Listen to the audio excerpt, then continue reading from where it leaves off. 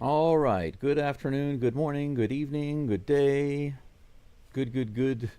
Good, good, bad, good, bad, bad, good, good, good, bad, good, good. For those of you who've ever seen Thumb Wars, maybe you get that reference. Right now, I'm hoping that what you can see on the screen is what I think you're able to see. Yep. When I actually look at the live screen, what you guys are looking at, everything is on the screen that is supposed to be on the screen. The live chat's on the screen. The previews are popping up on the screen. I'm on the screen. Everything is moving around. Everything is fine, right? But on my software, it's literally frozen. So I'll just tell you what it means. It basically means that the information will update on the screen as far as like the score and all of that. The batter, all of that should update no problem. The camera should be okay. The live chat should be okay. Everything should be working fine. However, I might not be able to change the pitchers. So the starting pitchers right now that are listed, Javier and Crochet, I might not be able to change those. However, I believe that even though I've got this frozen problem, I should be able to get around it because I found kind of a workaround. For example, right now I've got a preview going. There's a commercial, and you see he's holding up the Giants jersey. If I just click one time onto that preview, it shows. Oh, okay, I see what's happening. Hang on a second. 1 second.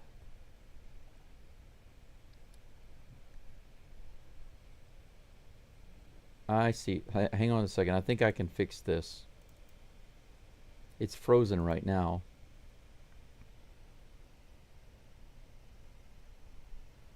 I see it's frozen on one particular place. So let me fix that.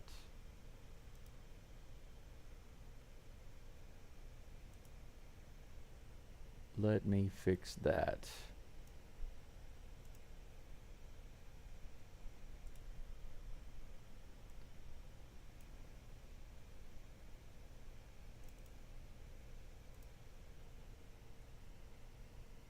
I apologize. I really have no idea what was causing this problem. Everything freezing on the screen.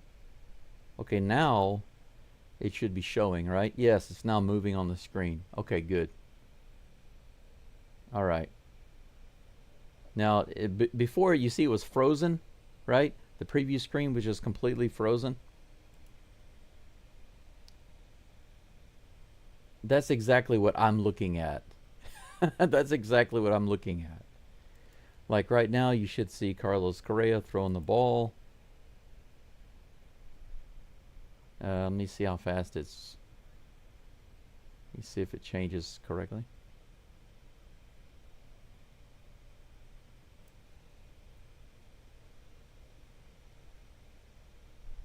It's very weird. It's not transitioning back and forth very quickly. Let me show you, for example. Like right now, it's showing Javier on the mound warming up, and right now it should be clicked back over to my non-preview screen.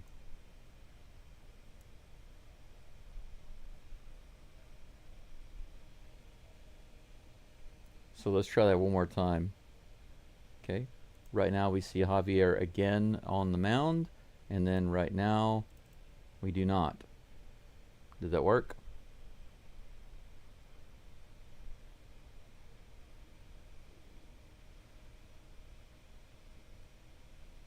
Yeah, there's a little bit of a lag. It's working, but there's a little bit of a lag. I really don't know what's going on.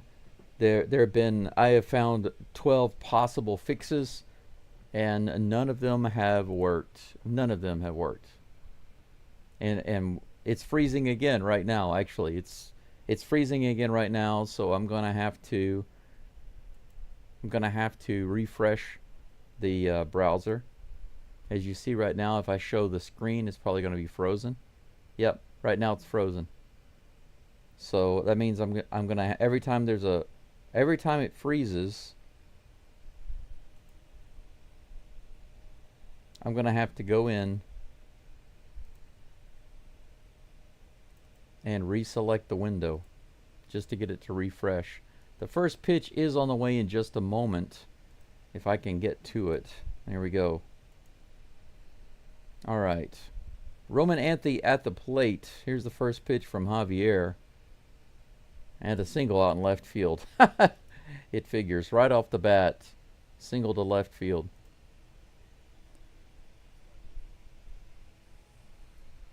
I will say this, if it keeps freezing like this, I'm going to have to just forego doing the video previews. I'm just going to have to close those because it's obviously a video problem. It's not freezing the audio.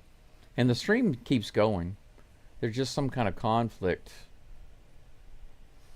Alex Bregman comes to the plate. Moderate amount of applause for Alex Bregman.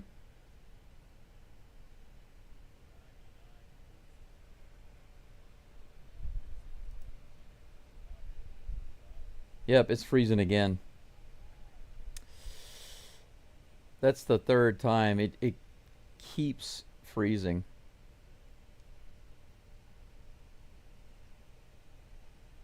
First pitch to Bregman is a strike. Next pitch, after a long delay, here's the pitch. Just a little lower on the outside corner. Should have been a strike, but called a ball.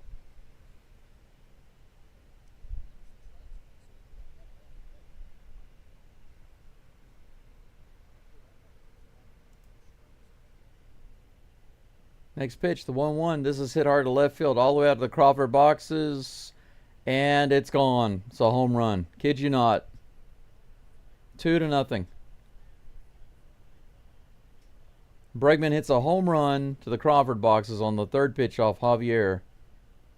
Right into the Crawford boxes.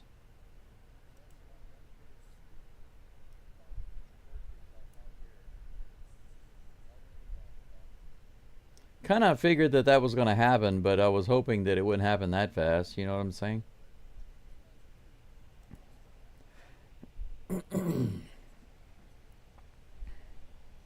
I can refresh the video again, but I guarantee it's going to freeze.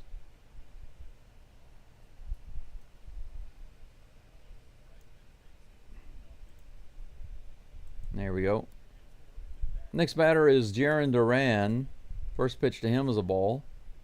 1-0.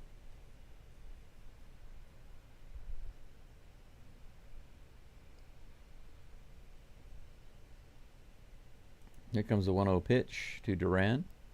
Outside, ball 2. Yeah, it's freezing again. I'm sorry, guys and gals. I'm not going to be able to do the video previews. I'm just going to have to do the live play-by-play without it. Swing and a miss. 2 balls and 1 strike to Jaron Duran. Apparently I've got a lot more going on with my computer than what I realized, so I'm going to have to look at that after the game. 2 balls and 1 strike. Here's the pitch to Duran. He fouls it off. 94 in the top of the zone. Fastball. 2 balls and 2 strikes. I see that we've got a lot of chat going on in the live chat, and I appreciate that. I'll get to you guys and gals in just a minute. Welcome to my members especially. Good to see you guys and gals in here. Gregory and Fox at bat. I see you there. Jaron Duran with the 2-2 count. Here comes the pitch. Way outside, 86 mile per hour changeup, and that's a full count.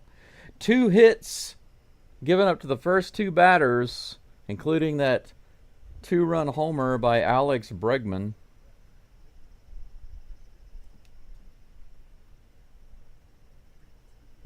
Here comes the 3-2 count. Check swing right off the fists. Count remains 3-2.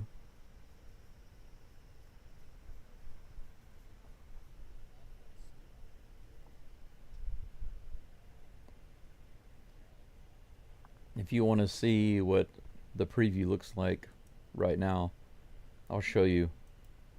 That's what we're looking at. If I show you the video preview, that's what it is. It's just a frozen screen. See? It's frozen. Crazy. Here comes the 3-2 pitch. High, ball 4. 95-mile-per-hour fastball. Javier has walked Duran. First 3 batters reach base. Single on the very first pitch. Home run on the 3rd pitch by Bregman. Full count walk by Duran.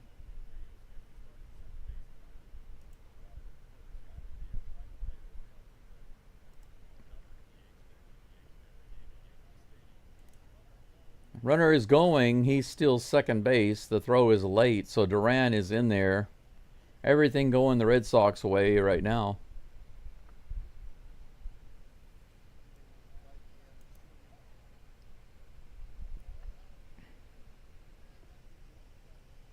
Yeah, who knows what Javier is going to do today. It's not a good start. Single, home run, walk.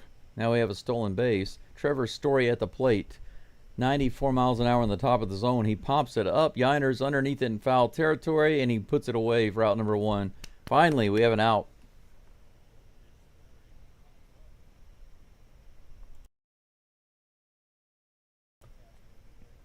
It's pretty interesting because the only part of my software that isn't frozen is the audio section. So this is obviously a video clash that's going on.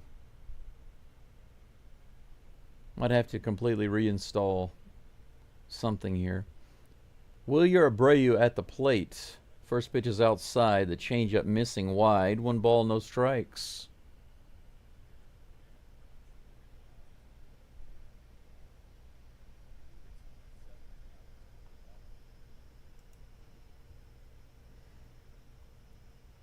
The 1-0 pitch on the way.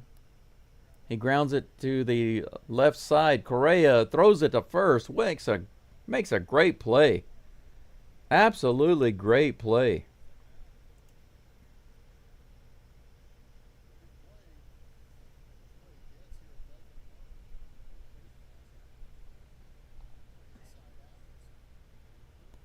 Two outs.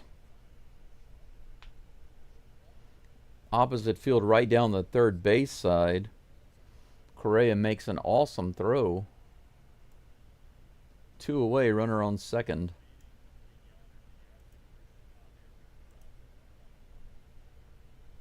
You see, if I reselect, basically if I reselect it on the screen like this, you can see how it does show the preview. But every time I do that, a few seconds later it freezes again.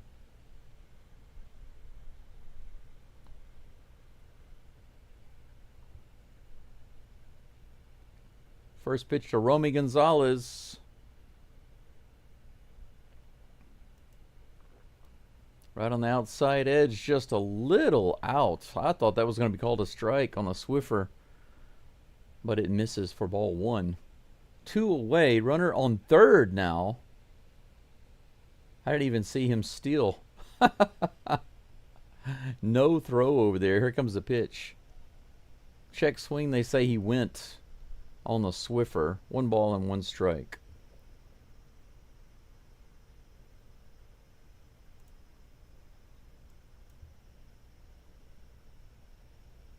The 1-1 pitch from Javier.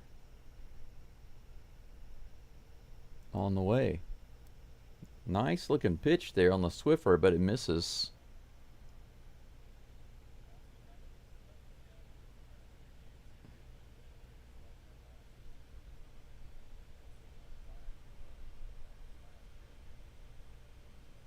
Yeah, it's freezing again. I just can't run that. Just can't run that preview. Swing and a foul tip miss.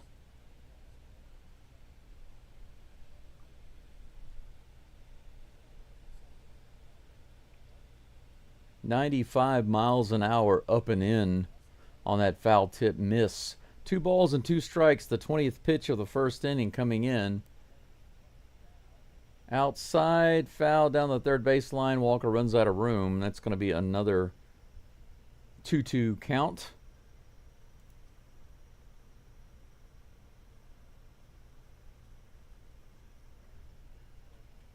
as soon as Javier gets this last out, I can go grab my hot water because I really need some coffee. It's been such a long morning. You have no idea.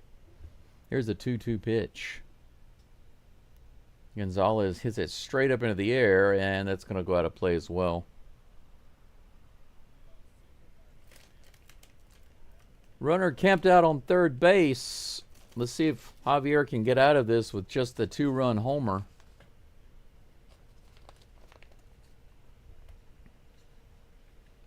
Here comes the three-peat?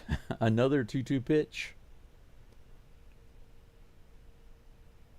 Ooh, barely misses on the outside edge. 95 miles an hour. Maybe 2 inches off the plate. Full count. The crowd really wanted that one. But at least Joe spotted it and come out of the dugout yelling like Boone. Here comes the 3-2.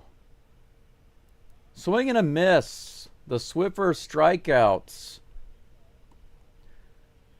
So Javier, yeah, he starts off pretty shaky, but he comes back. I mean, he started, if you want to say he started bad, but after that he looked really good. Very first batter, single on the first pitch. Better than the Altuve home run, right? You don't want the home run on the very first pitch. But the next batter on the third pitch was Alex Bregman, and he took it to the Crawford boxes. So, and then after that, full count walk. So the very first 3 batters struggle. But then the next 3 batters, out. And he ended it with a strikeout. So he came back. Started off really rough and came back. There's a little bit of hope there. His pitch count is barely over 20. Could have been a lot worse. 2-0 Red Sox. I wanted to say the stinky Red Sox or the stinky Sox, and it came out as the Red Sox. The Red Sox. Maybe that's right, because that means they're going down. The stocks are going down, right? Okay, real quick, let me go grab my hot water, and I'll come back and I'll take a look at your live chat. Go Astros.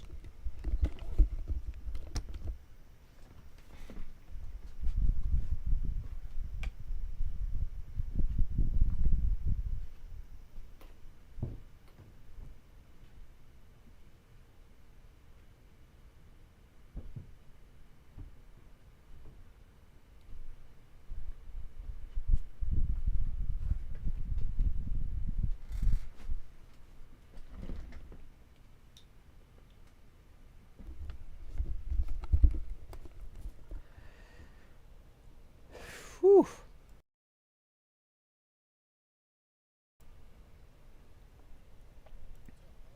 Let's go over that Astros lineup right quick while I'm getting my coffee ready. Jeremy Pena is leading it off. He's at shortstop. Garrett Crochet is on the mound facing Pena right now. The first pitch is on the way. Without being able to do the video previews, my hands are a little free. I don't have to keep clicking stuff. First pitch is in there for strike 1.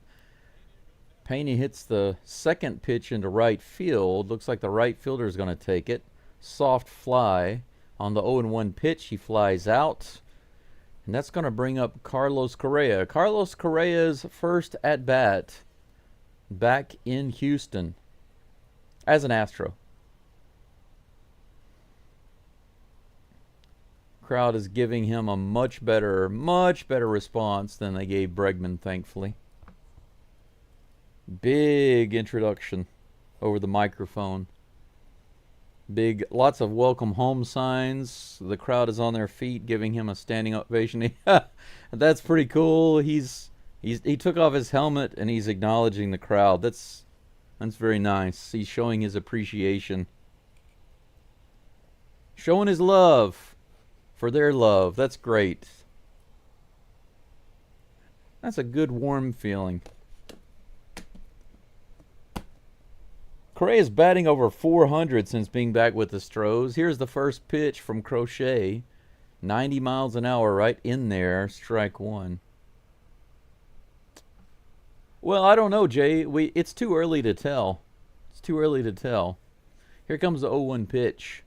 A little low below the zone, an 88-mile-per-hour change up. That right there is what you call ball one. Count as 1-1 with one out, nobody on. Here comes the toss. Ooh. Right at the top of the zone, call a ball, 2-1. I'm so happy to see Correa doing well since being back with the Astros. Here's the 2-1 pitch. Ooh, low and outside on the cutter, swing and a miss, 2-2. I will tell you guys and gals this, it's not, it kind of feels nice not to have to click on anything.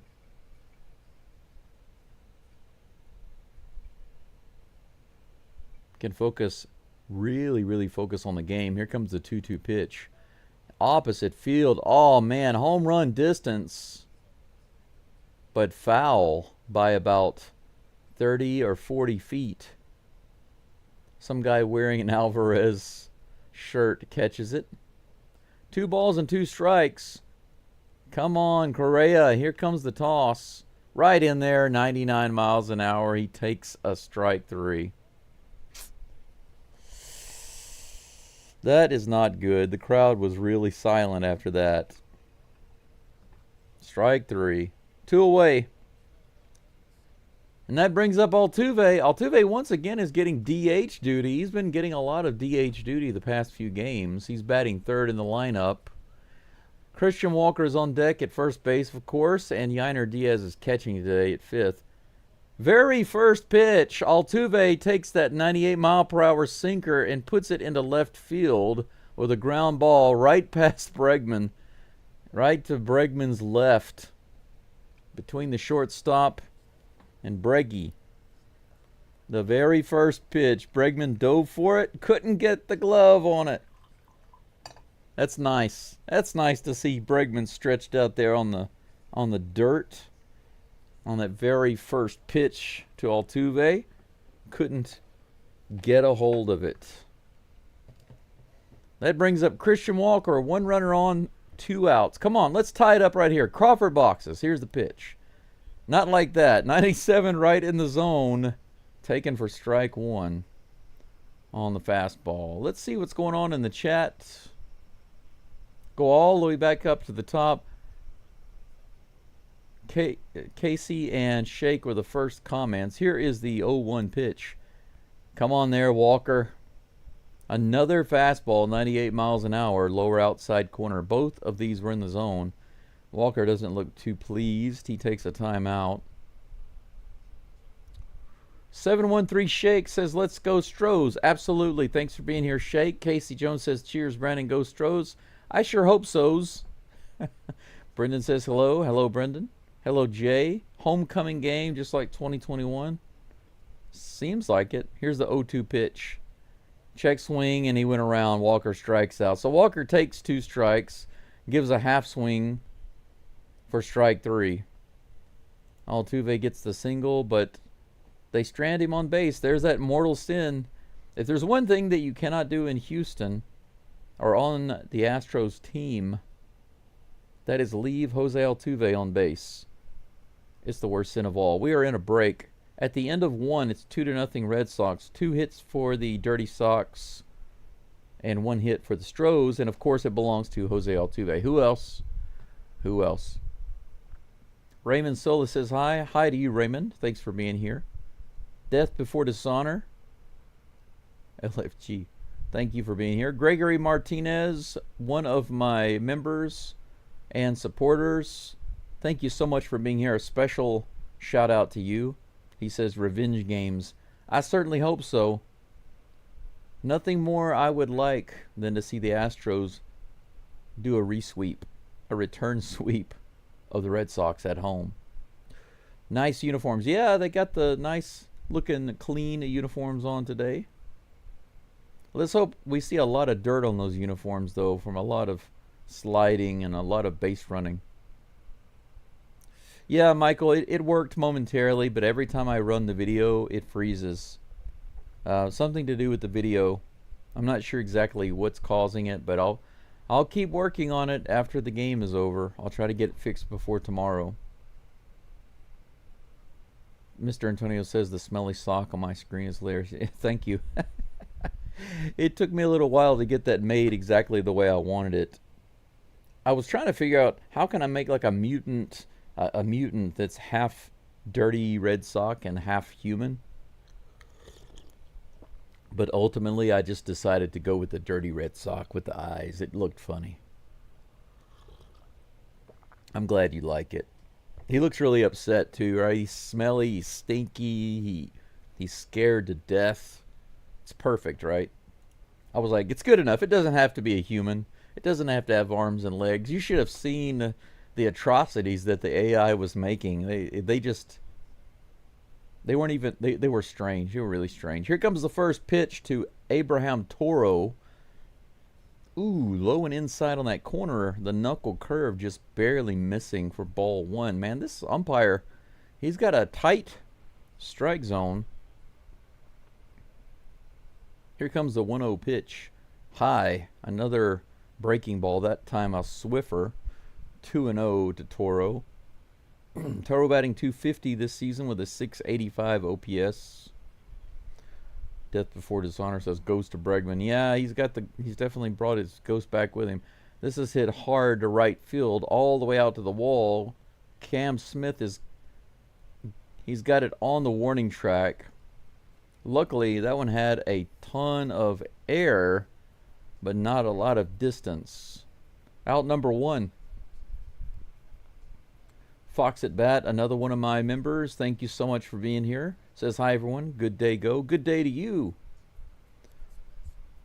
Brendan wants to know why the Red Sox are so good lately.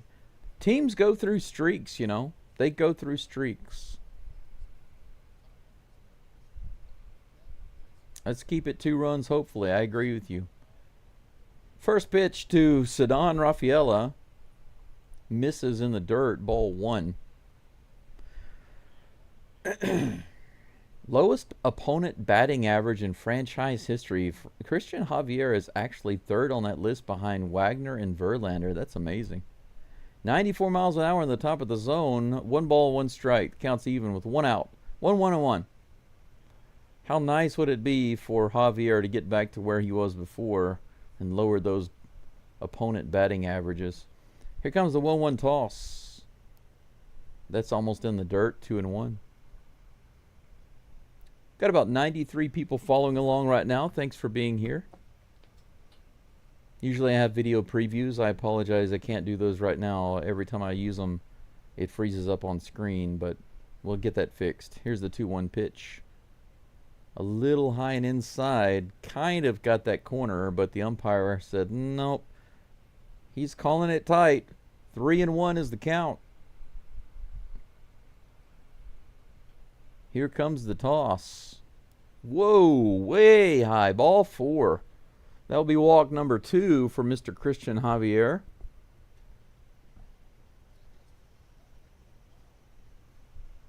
This morning, I seriously got up at 5:30. That was 4 hours ago. It's 9:30 in the morning here right now, 9:34. I got up 4 hours ago, and I worked for over 3 hours on this video problem. A little throw over to first base. The runner is back. Rafaela. Carlos Narvaez at the plate. Here comes the first pitch. Low and inside, ball 1. Or Narvaez? Narvaez. Oh, yeah, there is an accent on his A there. The A in his name, Narvaez. Narvaez. Batting .248 for the season. Here comes the 1-0 pitch. He fouls that one off. 94 miles an hour on the fastball. 1-1 is the count. 1 out, 1 runner on, 1 ball, 1 strike. 33 pitches now for Javier here in the 2nd inning. Texas Repo says, grab a beer, man, and take it easy. Thanks for streaming. Well, my kidney. Oh, there's a steal. No chance. A really good jump by Narvaez. I'm sorry, by Rafaela. he jumped so early that Javier actually had time. He could have stepped off the rubber and got him in the hot box there, but oh well. Here's the 1-2. Way outside and low, 2-2. I don't even know why. I don't know why Javier didn't step off the mound there. I guess he was just too dedicated to his pitching motion, but Diaz didn't even make a throw. There was no way to catch him. Oh, now he does have him picked off. How about that? All right, they get him in the hot box now. He came off too far, and he jumps out of the running path. The umpire says, no, you're out. You can't run out of the running path. Good job. That's right. That is a very good example of fool me once, shame on you. Fool me twice, shame on me. Javier ran all the way over there. Pickoff move worked. Good job by Christian Javier. He eliminates the base runner. That's 2 outs with 2 balls and 2 strikes. Rafaela looks pretty PO'd. Good job, Javier. Here comes the 2-2 pitch. In the dirt with a check swing. Did he go? They say he did, and he's out. He doesn't try to run to first at all. He just gives up and walks to the dugout. That's out number 3. Another strikeout for Javier. So, hey, that turns into a 1-2-3 inning. All right. So, even though we get the walk, Javier manages to learn from his mistake. That was really awesome. Rafaela was on first base. He got such an early jump that Javier actually could have stepped off the rubber and picked him off. But I guess he was just too locked into pitching. So he went ahead and threw the ball home. But it was such a big jump that Diaz didn't even have a throw that he could make to second base. He just held it. And then, right after that, Rafaela got a little too saucy. And he jumped off the base, off second base, to go for third. But Javier had his number this time. He came off the rubber. And they ran him down for out number 2. That was awesome. Good stuff right there. I'm going to have to clip that later. That'll be a good short to clip and post. Yeah, I think Javier has settled down a little bit. Crochet will be up in just a moment to face Yainer Diaz. But Texas Repo, what I was going to say is I don't think my kidneys can handle the beer right now. I don't drink any alcohol. Once I can get healed, yeah, this tumor is gone and my blood flow issues are good and all of that, maybe I can have some alcohol occasionally, a little bit here and there, but right now it's not an option. Yeah, Brendan, you said better than Spencer. I think maybe you meant better than McCullers. I don't think. Are you just well? Okay, I see what you're saying. If you're talking about Spencer's first outing, I get it, but I think it's a little difficult. But you're right. You're right. I'll agree with that. Okay. Even though Spencer's just had one outing, but yeah. But this is also one outing. You're right. Diaz fouls the first pitch off, a 97-mile-per-hour fastball. 0-1 is the count. We are in the bottom of the second. Astros trying to play catch-up here. And we're not talking about the tomato sauce. Swing and a miss. 85-mile-per-hour Swiffer in the dirt. 0-2. Alan, I think everybody in this chat who's an Astros fan knows that Alex Bregman is a former Astros player. Any Astros fan that doesn't know that must be a brand new fan. Or a toddler. Here comes the next pitch. Swiffer way inside, almost catches his foot. 1 ball and 2 strikes. Yeah, still Viper, I could see that. Shades of McCullers and the Reds. Oh, that would have been scary. Yainer rips that next pitch down the line, but foul. The count remains 1-2. Braden, it's good to see you here. Thank you for coming back. Apparently you upset the Nightbot. Here's the next pitch. Swing and a miss. Another Swiffer. Man, is there a more difficult pitch for Javier than a Swiffer?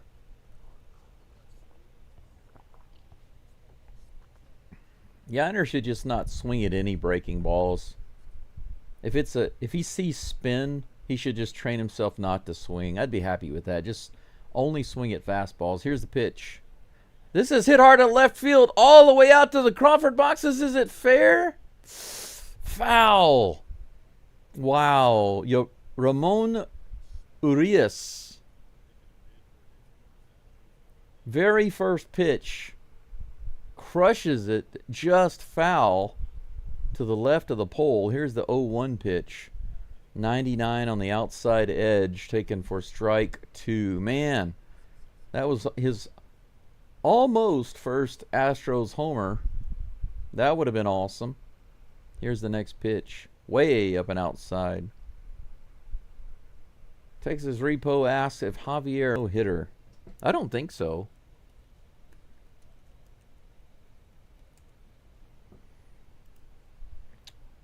What in the world is going on here?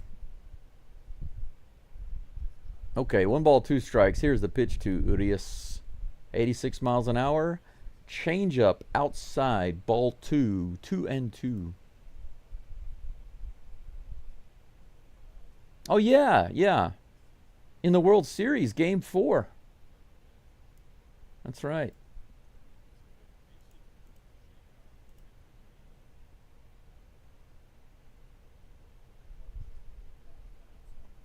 Oh, that's right, though. It was a combined no-hitter.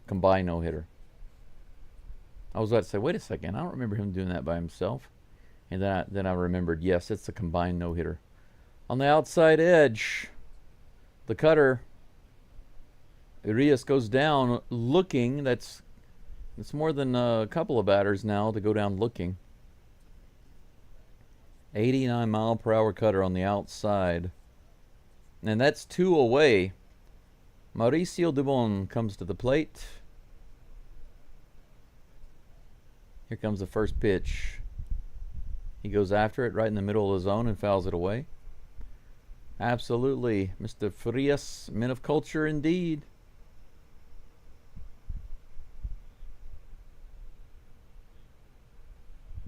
Here's the next pitch. A little low below the zone, 1-1. Nobody on, 2 outs. Doobie at the plate.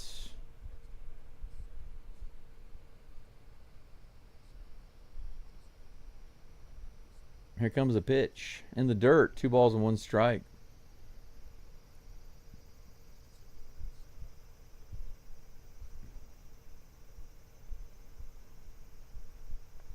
Yeah, Brendan, you're right. Alex Bregman has got to be really comfortable, right, here in Houston.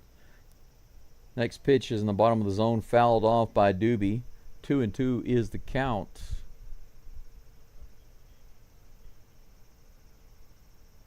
Let's see here.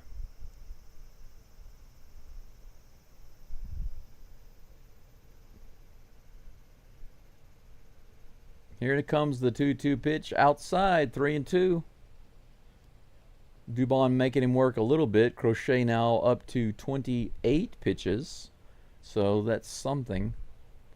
Come on, Doobie. Get him over 30 pitches. Doobie takes a timeout there. Abel, thanks for stopping in. Good to see you. Thanks for coming back. Another one of my members. Eric, that's funny. Put a hole in the sock with a nasty toe popping out. That would have been disgusting, right? Here's the pitch. Doobie fouls that one on the left side. Bregman is underneath it, and he almost overruns it. Finally able to make the play, so Doobie goes down on the foul out.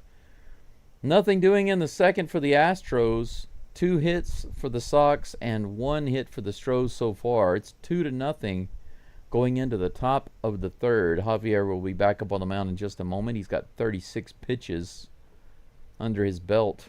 19 of those strikes. Yeah, Gregory, I'm tired of the Red Sox too. I wouldn't care as much, but actually there is a very loud, obnoxious woman that is married to a good friend of mine back in Louisiana. And I couldn't figure out what was larger, her body or her attitude. But she really liked the Red Sox. I don't know why. I really don't know why. She never lived up there, but her family's actually from Mississippi. But for some reason, she loves the Red Sox. And whenever they were playing, she would be watching the games, and I didn't care about the Red Sox. So me and my friend would be talking when I would visit over there, and she'd be yelling at the screen and doing all sorts of crazy stuff. But anyway, I had to stop going over there. I had to stop visiting my friend at his home because of her. She became so rude. She never had any kids, but she was always trying to tell me how I should raise my daughter. And I just finally, I tried to tell her a few times, with all due respect, never give me advice. Because her angle was, my daughter is a girl and she's a female, so she knows and I don't know. I'm like, yeah, but I'm a dad, I'm a parent. And my daughter loved me at the time, so I said, I'm not asking for your advice. And she just persisted, so I finally told my friend, I can't come over to your house unless she's not there. The funny thing is, he and I are still friends. He calls me sometimes on Facebook, and we talk. Isn't that amazing? I've been living in Asia. I haven't seen him for over 12 years. Christian Javier's first pitch to Roman Anthony on the way, 75 miles an hour, curve below the zone, ball one. Top of the third, guys and gals. And you're welcome too, Gregory. Here's the pitch. 84 below the zone. Ooh, he called that a strike. That's okay. He just gave us one back. 1 ball, 1 strike. If anybody wants to get that Superman Altuve bobblehead tomorrow and send it to me, I promise I will love you forever. Here's the 1-1 pitch in the dirt. The knuckle curve. That was a wicked curve, man. If I could throw a pitch like that, if I could have thrown a pitch like that back in high school, whoo, man. That was evil looking. 2 balls and 1 strike. Here comes the pitch. Nice. 86 miles an hour in the outer upper corner. 2-2 is the count. Hey, Braden. Okay, yeah, that works. Some people actually do that. Some people actually watch the game and listen to my commentary, which is all good, and I don't mind that at all. The main focus of this channel, though, really is to do the live play-by-play.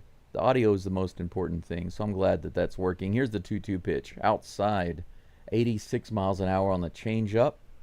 Full count. Roman Anthony, the leadoff batter for the Red Sox, batting .284. Here's the 3-2 pitch. Right in there and ripped down the first baseline. Foul ball. And Gregory, I agree with you. It's like it doesn't matter how many games we win. Every time we win, they win. It's annoying, isn't it? Mariners need to get on a losing streak. They need to get back on that Mariner losing streak. The Submariner plot. 78 miles an hour on the Swiffer. Fouled away. We're going to have another full count right there. Every team goes through a little bit of a slump. Just waiting for the... I mean, the Astros have already kind of been through their slump for this second half. So my hope is that the Submariners get into theirs right now. But, yeah, Braden, I have a tumor on my kidney. 92 miles an hour, fouled off. I love my Astros too, Josh. Josh, man.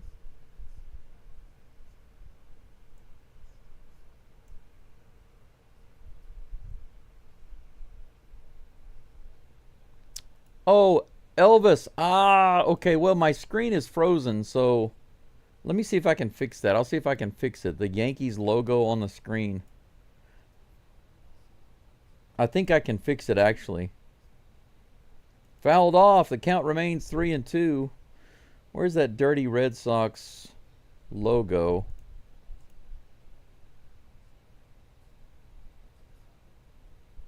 Okay, is that better? I think it should be fixed now, right? Let's take a look. Let me look on the screen. Oh, it's very tiny. It's tiny, but that's okay. They deserve it.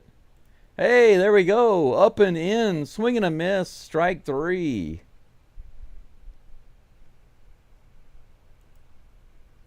I think it's appropriate.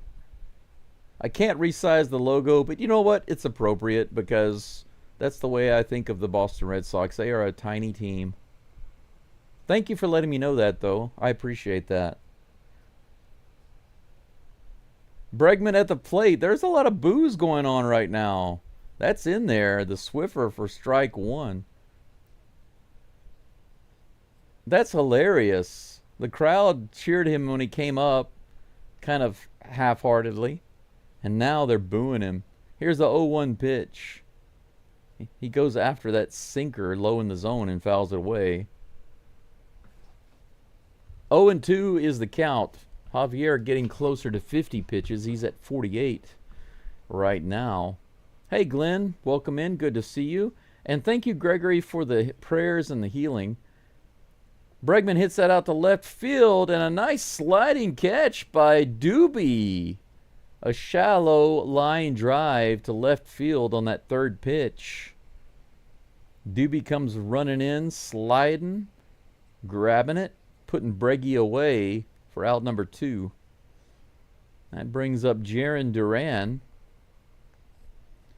Javier started off pretty rough the very first 3 batters, but since then it's been mostly good.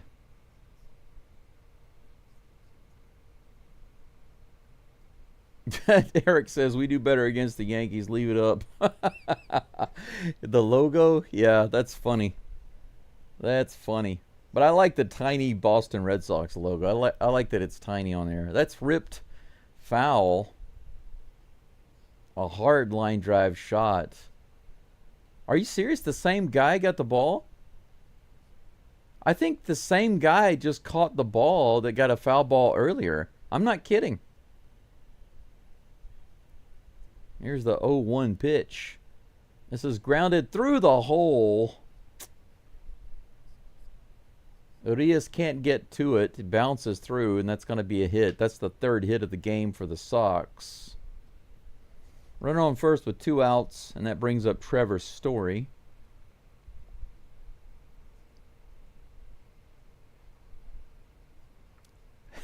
Daryl says the Red Sox are like little leaguers. That's funny. Eric says every large woman loves the Red Sox. Large with brooding attitude. Yes, and purple or pink hair. That's right. And short. Her hair is short and dyed. I'm kidding you not. And she's got big glasses on. I'm not making this up. I'm seriously not making it up. She's got all the stereotypical elements of a particular type of demographic. That's all I'm going to say. 0-1 or 0 for 1 is Trevor's Story today. Here's the first pitch. Right in there. 93 miles an hour on the stinker. Trevor Story, who is 0 for 1, now has an 0-1 count. Runner on first, 2 away here in the top 0 the third. Mr. Javier about to deliver the 0-1. Here it is. 92 in the middle of the zone. Fouled off. Javier has quite the range on his fastball. I've seen 96 today, and that one was 92. He mixes it up a little bit. I guess he has a couple of different grips, maybe. Changes the speed depending on the grip. Hideous Sink says, thank you for this. Lifelong Mariners fan here. I feel icky rooting for the Yankees and now Sox. This is a cool setup you got, sir. I appreciate the broadcast. Well, I don't know why you're here. But I guess the reason you're here is just to see how the Astros do, because you're wanting the old Submariners to pass them up. I can appreciate that, but thank you for the compliments. I'm not going to bash you. That pitch is high. 1 ball and 2 strikes to Trevor Story. But yeah, everybody's welcome in here as long as they're cordial. There's some teams that I will definitely bash, like the Dodgers and the Yankees, etc., and the Cubs, the Curbs. Swing and a miss, 79-mile-per-hour Swiffer, and that's out number 3. Another strikeout for Javier. How about that?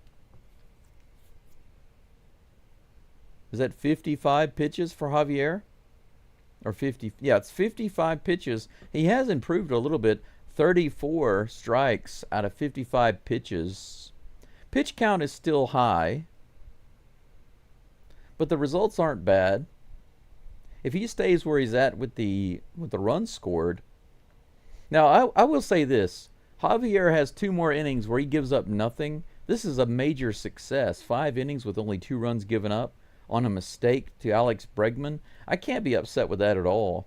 You're talking about a guy who's extremely comfortable in this ballpark. How many times have we seen Alex Bregman hit a line drive homer into the Crawford boxes? It feels strange to see him doing it for the Red Sox, but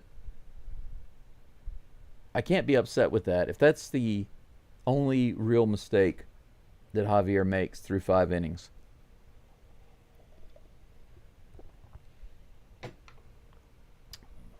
Let's see here. Gregory says Astros size matters. Absolutely. Yeah, my Astros logos also are basically what you call a gallery.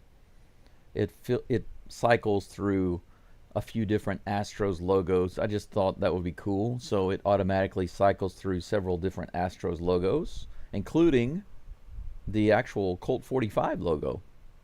So I just thought that would be pretty neat. Aren't I creative? Sometimes.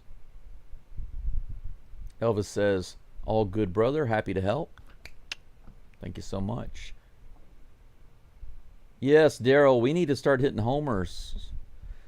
Chaz McCormick is at the plate. You know what? He was hitting the ball really hard against the Yankees. Maybe he can put one in the Crawford boxes. Here's the first pitch. No, he bounces it to the second baseman on the very first pitch.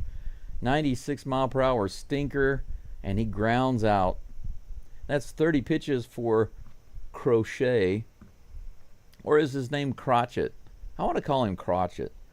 Garrett Crotchet.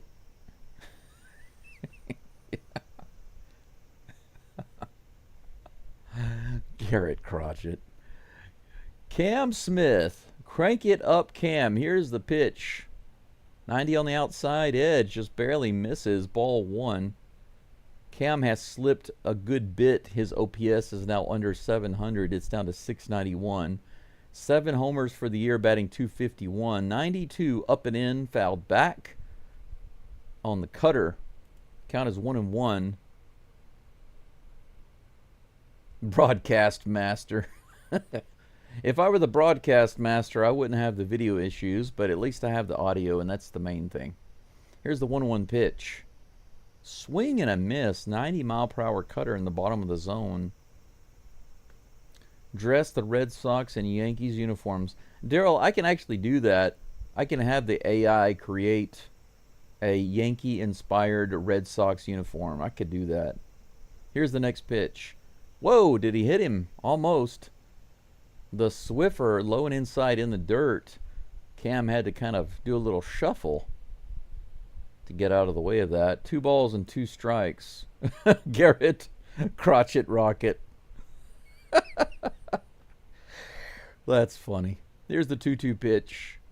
Oh, Cam Smith goes out to left field on that line drive shot. It's going to be down in the corner. It's fair. He's rolling into second base. He slides in there with a double. Heck yes.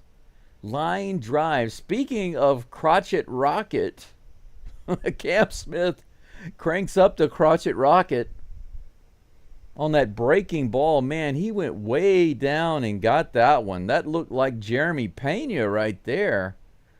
Man, I wish I could show that preview. That looked just like Jeremy Pena going down and getting that one. Maybe 2 feet fair, just about 2 feet inside that line into left field. Speaking of Pena, he's at the plate right now. First pitch, low and inside. 97-mile-per-hour fastball, strike 1. Pena had a nice soft fly out his last at bat. 1 out, runner on second. We got a fast guy on. Let's bring him around. Here's the pitch to Pena. Pena grounds it through the hole on the left side. Cam moves over to third base. Perez is like, whoa, whoa, whoa, whoa, whoa, whoa. I don't think you have to tell him to stop there, man. He was freaking out. Paris Chica's like, whoa, whoa, whoa, whoa, whoa. Come on, man. I don't think he's that dense. That's a good example of look like you're doing something. Jeremy Pena with the ground ball right through the hole between Bregman and the shortstop. Right in front of Cam Smith. Cam Smith easily floats over to third. We have runners on the corners with, no, not Jose Altuve, Carlos Correa at the plate. Altuve's on deck. Here comes the next pitch from Crotchet, the first. The first to Correa. South Correa fouls it down the third base line. This is actually Carlos's first visit to South Korea, right? Since he's been back with what, the Republic? Since he left the North. 0-1 with that foul off. Here comes the next pitch. He hits this one to the right side. There it is, right through the gap, baby. Does it again. Opposite field hit. How many times has Correa done that over the past couple of weeks? Man, opposite field hit. Cam Smith easily scores. Second pitch. Big gap on the right side. They're going to have to start covering that gap on Correa because it's a huge gap on the right side, and he literally just puts it right through there. Professional hitting continues for Carlos Correa, and that's an RBI. The Astros now have 4 hits to the Red Sox 3. 2-1 is the score. Runners on first and second. Altuve goes after the first pitch. Low and inside. Strike one. He misses that one. But Hideous Sink, thank you so much. It took forever and a day to get this setup going and working the way it is now. But now, after a few updates, I think it was a Windows update and a software update, there's some issues. Here comes the 0-1 pitch to Altuve. Just, right above the zone, but called a strike. 0-2 is the count. I think the umpire was a little unfair there. That one was up by Altuve's nose. Catcher calls a timeout. He's got some kind of issue with his leg guard.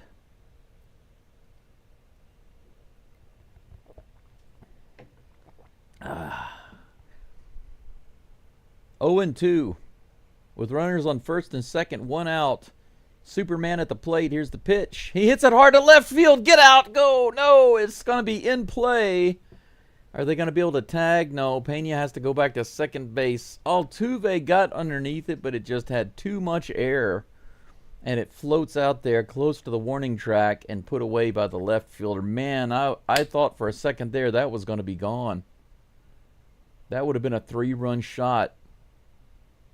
But Christian Walker is at the plate. As long as he can put the bat on the ball, we still have a shot at a 3-run homer. How about we take the lead right here? Come on, Walker. Here comes the first pitch from Crotchet. Nope, he comes off the mound, fakes the throw.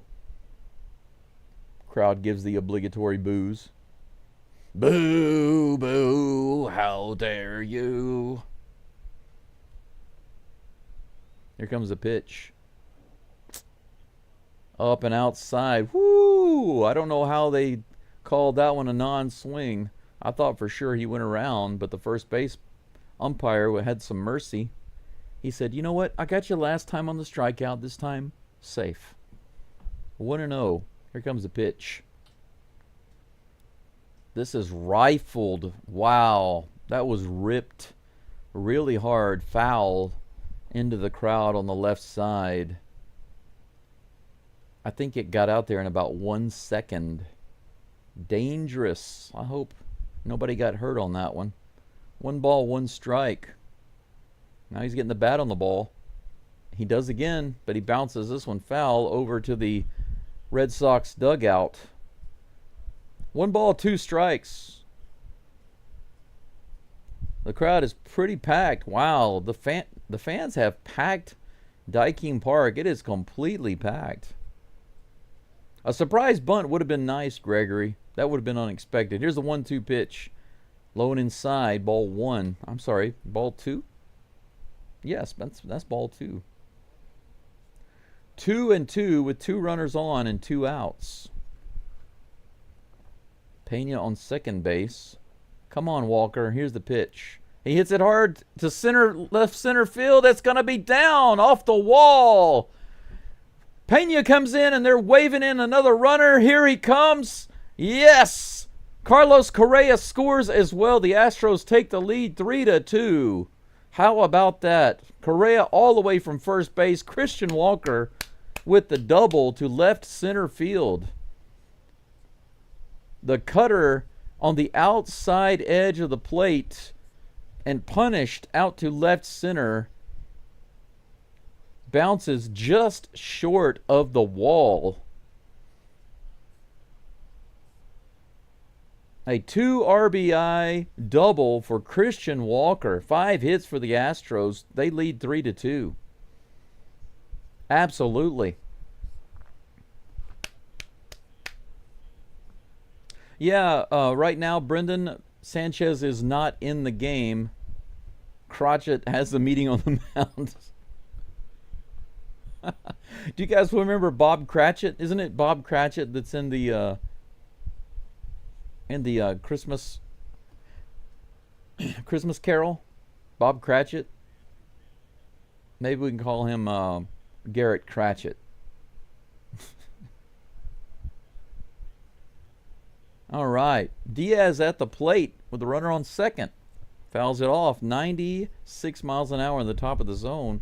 This inning isn't over yet. We still got a guy on base. Here's my rule. If you got a guy on second or third, then you must score him. You must. The 0-1 pitch to Diaz is on the way. Come on. Another Swiffer low and inside in the dirt. Yiner goes golfing for strike 2. Come on, Yiner. The 50th pitch of the game for Crotchet is coming up in just a moment. Come on, bring him around. Here's the 0-2 pitch. Hey, he hits this one opposite field. Is it going to get down? Right in the corner? No, just barely foul by about 2 feet. Yiner almost with the opposite field hit. So close. That would have scored Walker for sure. Walker was already home. He has to jog back to second base.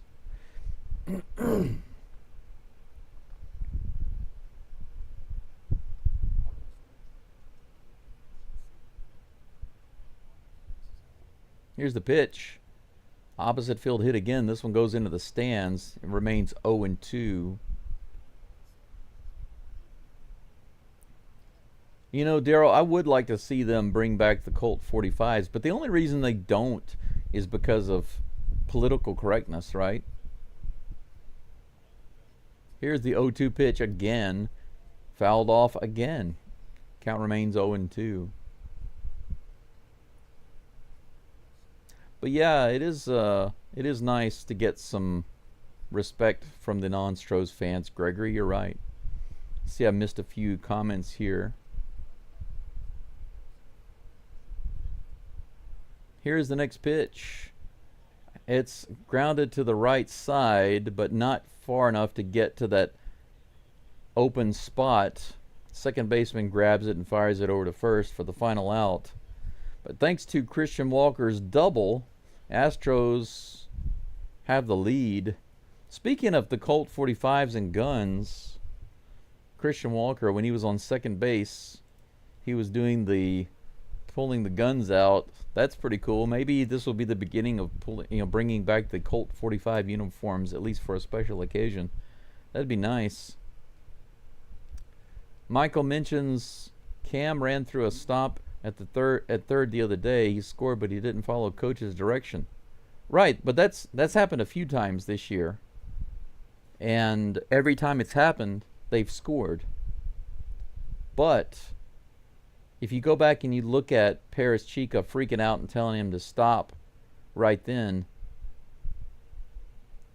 Cam Smith was obviously not going to be running. You can watch it. You can see that he was just He was already, you know, when you're gonna stop at the bag, you're leaned back when you're slowing down. He was already slowing down and stopping at the bag, and it was a shallow hit. The left fielder was shallow. It was 100% obvious that he wasn't going to run, and Paris Chica was freaking out getting him to stop. It was just an overreaction by Paris Chica, and that's why I found it comical.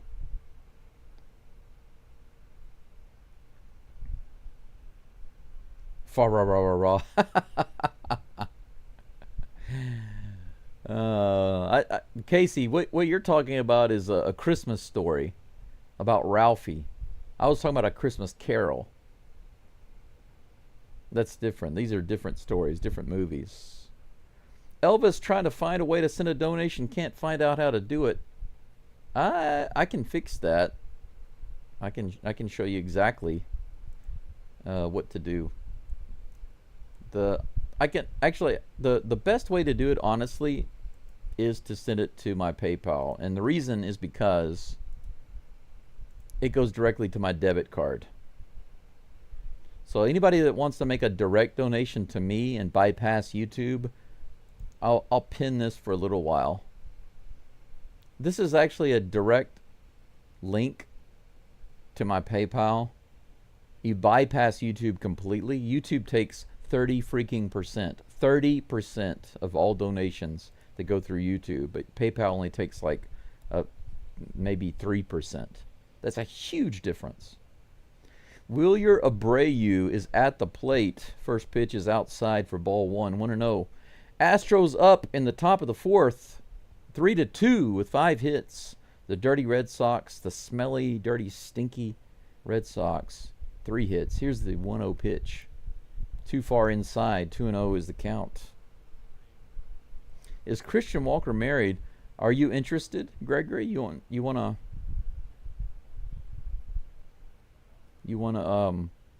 talk to him and see if he wants to go out? Here's the pitch. Right in there, 85-mile-per-hour changeup. 2-1 is the count.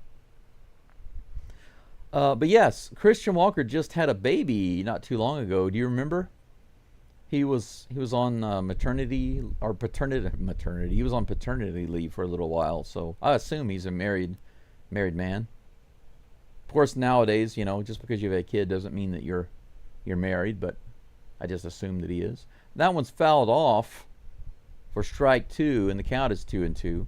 60 pitches coming up for Javier in just a moment with this next delivery. Here comes the toss. Grounded up the middle. Pena's right there for it. Picks it up, fires it over, and that's an easy out.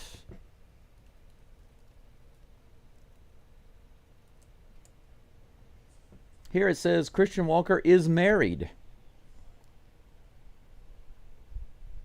They eloped in 2016. So he's been married for about 9 years, almost 9 years. Romy Gonzalez at the plate with 1 out, nobody on. Here's the first pitch from Javier. Bottom of the zone, strike 1. Nice toss. That's a perfectly placed pitch right there. A perfectly placed pitch. Here's a pitch. Swing and a miss. 78 mile per hour Swiffer. Beautiful pitch. Well, yeah, Christine. Well, think about it though. Just because Christian Walker had a baby doesn't mean that he's married. Could be his girlfriend or his fiance or something like that. Yeah, Elvis, that's the name that my parents gave me.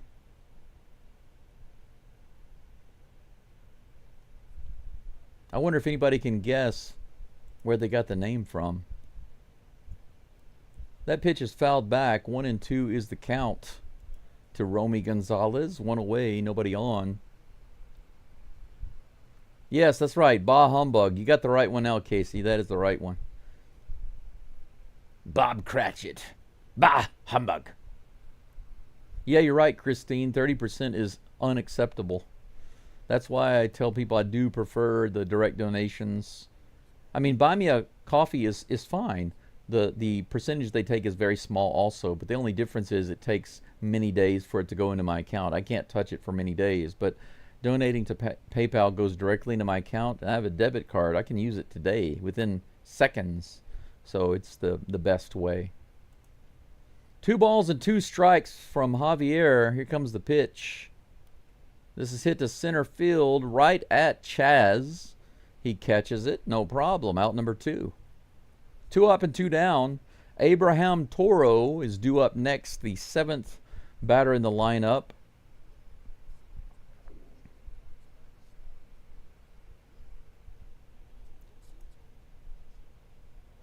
Joshua Reddick has a Spider-Man themed Lamborghini. Lamborghini is my favorite car. And I'm sure you will all be surprised to know that I don't yet have one. I have some small ones. Here comes the next pitch, just like the Boston Red Sox logo. I have a small Lamborghini, much like the Red Sox logo. 1 ball and no strikes. Toro flew out his last at bat. Here's the toss. Ooh. Ooh, the umpire with a delayed strike call there. 86-mile-per-hour changeup, just slightly inside. Not quite in the zone, but the umpire said, hey, nice. 1-1 is the count. Here comes the 69th pitch. That's right in there and jacked all the way out to right field, but foul. 1 ball and 2 strikes.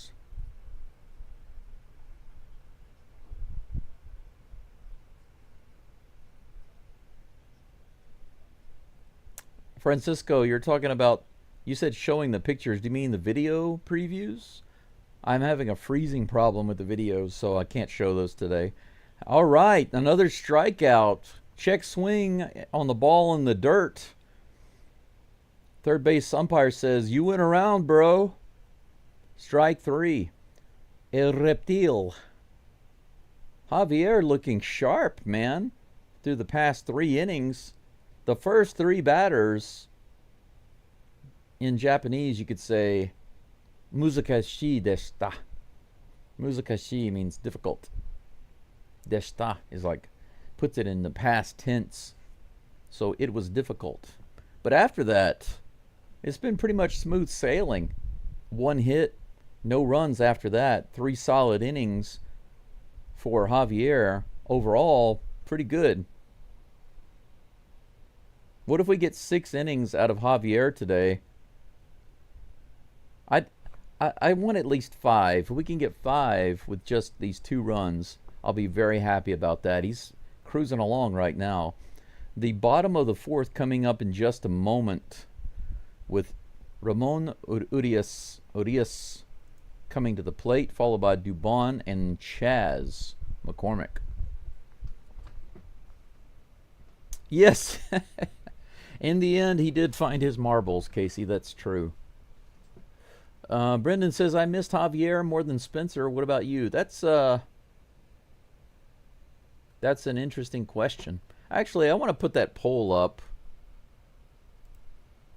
because I want to see Arrighetti, Javier.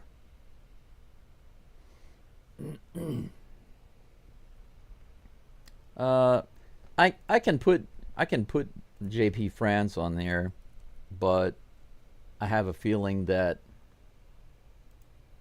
1 second.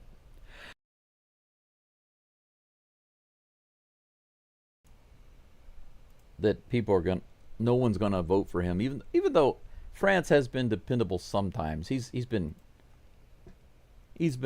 of use to the Astros.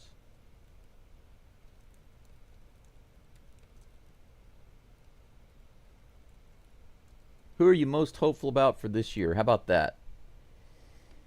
Pick a pitcher. Pick a pitcher. It's a pick a pitcher. Arrighetti, Javier, France, or Garcia. In the live chat, there's a poll. 0-2 count already to Urias, and that's way up high and outside for ball 1, 1-2. Man, he quickly delivers 2 strikes while I'm trying to set up a poll. Here's a 1-2 pitch. Bounces that one foul. Count remains 1-2.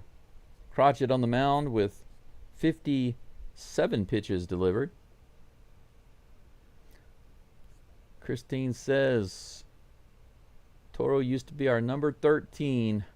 I noticed he's no longer number 13. I wonder why. Maybe somebody else had it that was senior. Could be. 98 miles an hour right in there, fouled off. You know, Christine, that kind of reminds me of when Correa came back, because, you know, he was number 1. But we had another player with number 1. What was it? Short? One of those other guys? But he had to give it up whenever Correa came back.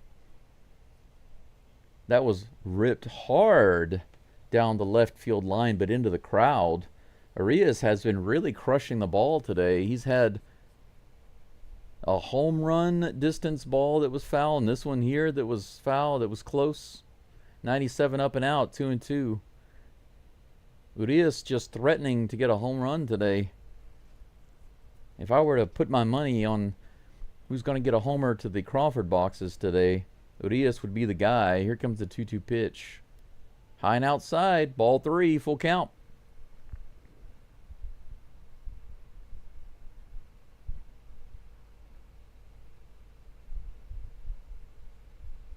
If it were about 13 being a bad luck number, he probably wouldn't have started with that number. There we go. He's in the left field with that one. Line drive all the way out to the wall. He's booking it into second base, and he slides in there with a double. He didn't get the homer, but he got the rip out to the left field. That looked a lot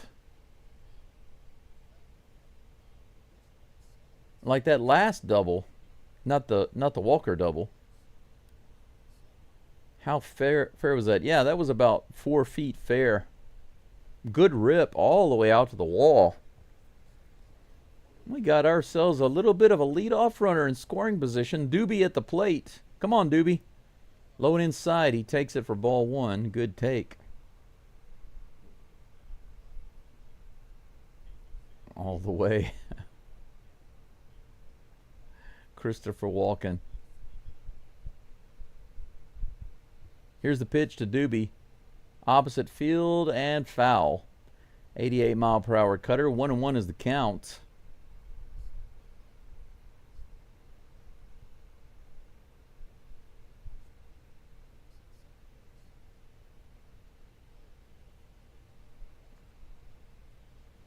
Here comes the next pitch. Woo! Right at the bottom of the zone. Dubon is yelling. Dubon is really yelling at the plate. That ball is at the very bottom of the zone, 96 miles an hour. Umpire called a strike. Man, Dubon just started freaking out, and the umpire's like, hey, dude, are you all right? I'm surprised he didn't get tossed right there. Calm down, bro. Here's the 1-2 pitch. He steps up in the batter's box. He pops it up. He flies out to the shortstop, and he's still cussing and yelling. He better be careful. He's going to get tossed out of the game. He needs to calm himself down. He goes in the dugout and slams his helmet down. You know, don't get upset at stuff like that. Don't get that angry at a ball that clips the bottom of the zone. That was not a bad pitch. It was a fastball. Oh well, one down, runner on second. McCormick hits it out to left field. It might be gone. It's gone. The very first pitch. McCormick, baby. 5-2 Astros. The very first pitch. Chas McCormick comes up to the plate. How long has it been since McCormick has hit a home run? It's his first one of the year. The Chasmanian Devil, 104.5 miles an hour, 393 feet to the Crawford boxes. You should see how excited Correa is out there, out of the dugout. Everybody celebrating. Still vibrant. Thank you so much for that super chat.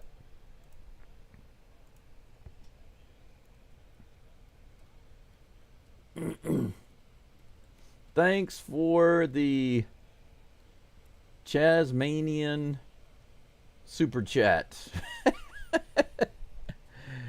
How about that? Still Viper, thank you so much for that. I appreciate that very, very much.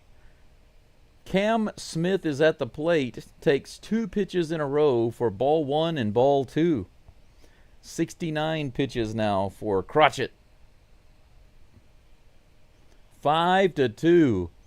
We are getting some revenge now.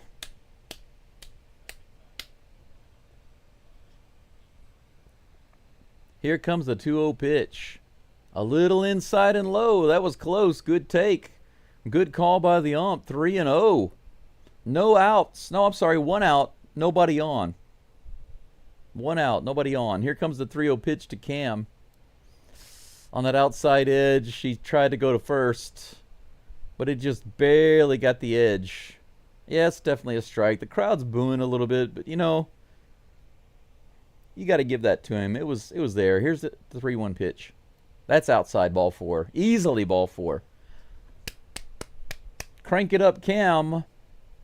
Makes him work and goes to first base.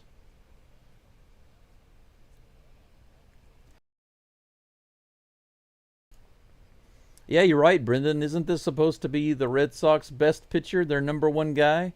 If you go look at his ERA is under 3.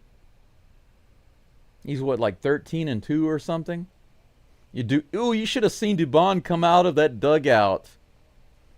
As soon as McCormick hits that home run, Dubon was right back out of the dugout, like yeah. Man, you know that he was thinking that was vengeance right there, right? Jeremy Pena is at the plate with Carlos Correa on deck. I love saying that. Pena is at the plate, Carlos Correa on deck, and Jose Altuve in the hole. It sounds great. Here's the first pitch to Pena. 95 on the inside edge, strike 1. Man, it feels like... it's difficult to describe how that feels, seeing these 3 guys in the lineup. Boom, boom, boom. Here comes the 0-1 pitch. Swing and a miss on the Swiffer. Come on, Pena. Don't go for that one. Let's go ahead and end this poll. We got 21 votes. Yeah, you guys are overwhelmingly in on the Javier bus. I get it. I get it.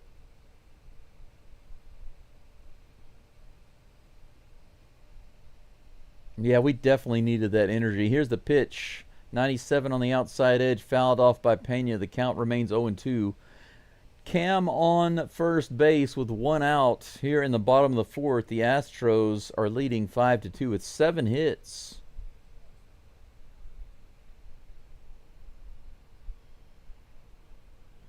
Here comes the 0-2 pitch. Way up and outside for ball 1, 1-2. Cam the agent. Mr. Smith. Is he the chosen one? I guess we'll find out when we get to the playoffs, right? Cheers to you two, Still Viper. Here's the pitch. Ripped left field and just foul. Holy cow.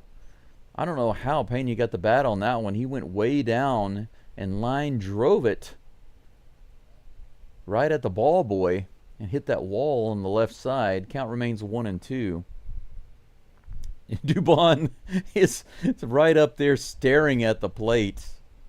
He is right there at the edge of the dugout looking for something to happen. Here's a 1-2. Fouled off again. It's bounced down the third base side by Pena. The count remains 1-2.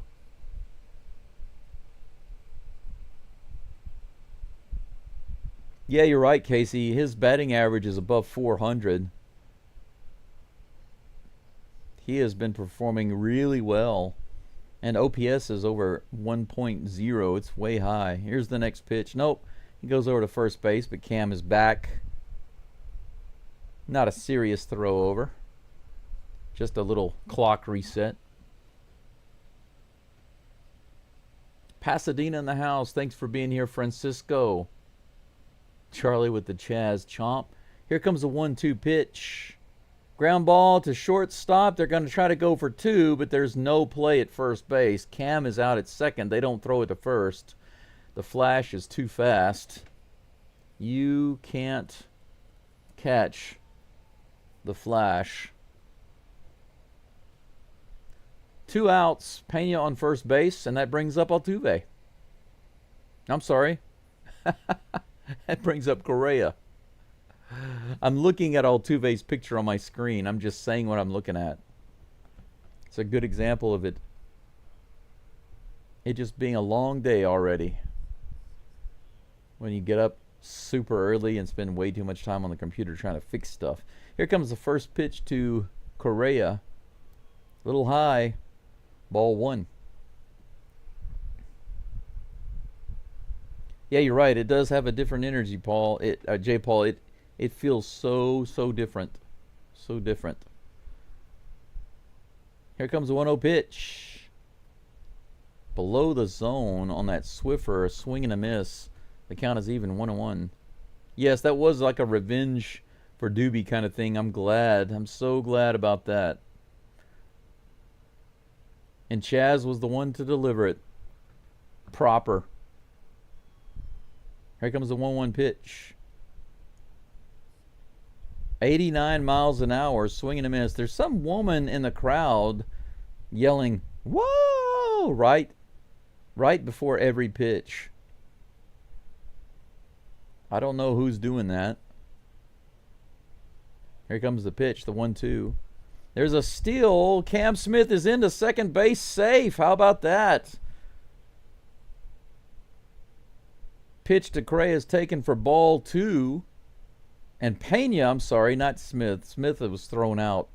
Pena's the one. I was still thinking that Cam Smith was the one on first base, but it's the Flash, baby. The Flash takes second. Good steal by Pena.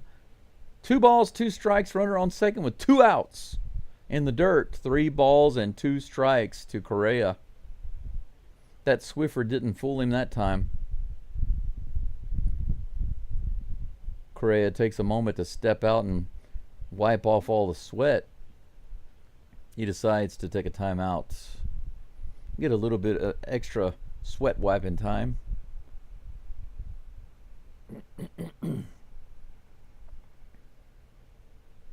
Yeah, I agree with you, Charlie. Getting Garcia back will be nice too. 91 inside, fouled off by Correa. The count remains full. Pena on second base. 2 outs. Astros making a bid for at least 1 more run this inning with Correa at the plate. Here comes the 3-2 from Crotchet. No, he steps off the mound. And the crowd boos. Boo! Yeah, I do miss his rock the baby wind up. I know that he had to adjust it, but it was fun to watch while it lasted. Here comes the 3-2. Another Swiffer below the zone, swing and a miss. So Correa goes down with a swing and a miss. But they're making this pitcher work now. Chaz McCormick with the 2-run shot puts the Astros up 5-2. 7 hits for the Astros, 3 for the Dirty Sox. 5-2 going into the top of the 5th inning. Holy cow, Elvis, thank you so much.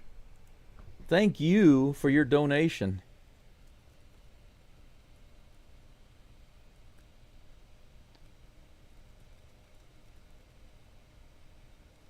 Thank you for the super chat.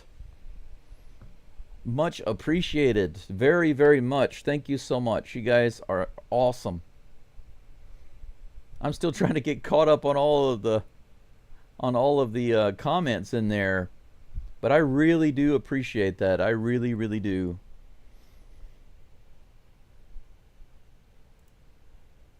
I've mentioned it before, but I'm trying to, I am actually going through a transition process here because the visa that I'm on right now is a medical visa, and my only main support is my partial disability while I am dealing with this tumor, trying to get myself back to normal.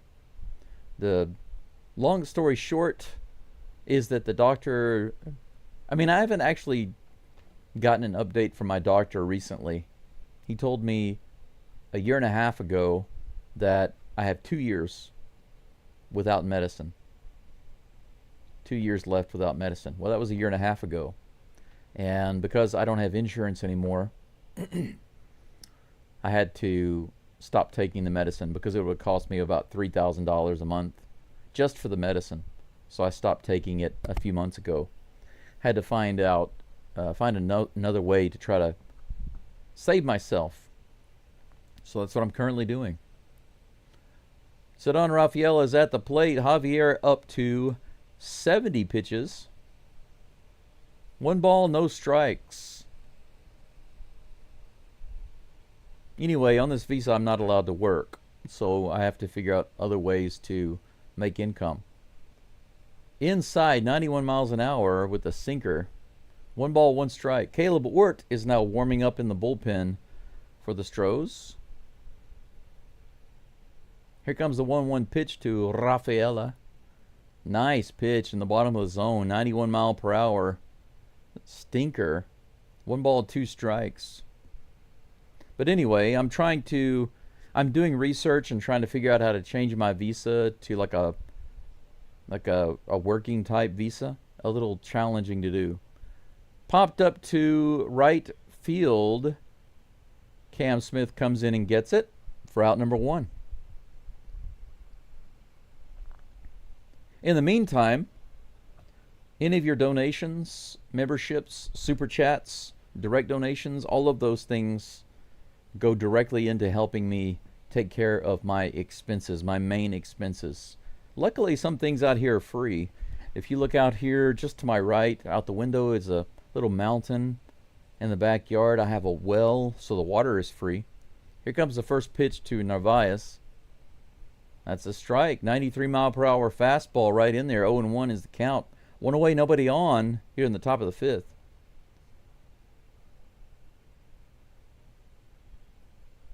Here comes the 0-1 pitch. Low and outside. 1-1 is the count with that Swiffer. So basically, this old house here, it's about 200 years old. It's quite old. Made of wood and stone. Needs a lot of repair, but it's completely owned. That's high. 93 mile per hour fastball. 1 strike, 2 balls. It's 2-1. I had that backwards, didn't I? I bought this house a few years ago for less than $3,000. Bought my car for less than $1,000. This has popped up to right field. Cam is in again. Puts that one away. All right. 2 up and 2 down. 2 soft fly balls to right field. Good inning so far. Javier is 1 out away from doing what I hoped he would do, and that is get through 5 with only those 2 runs given up.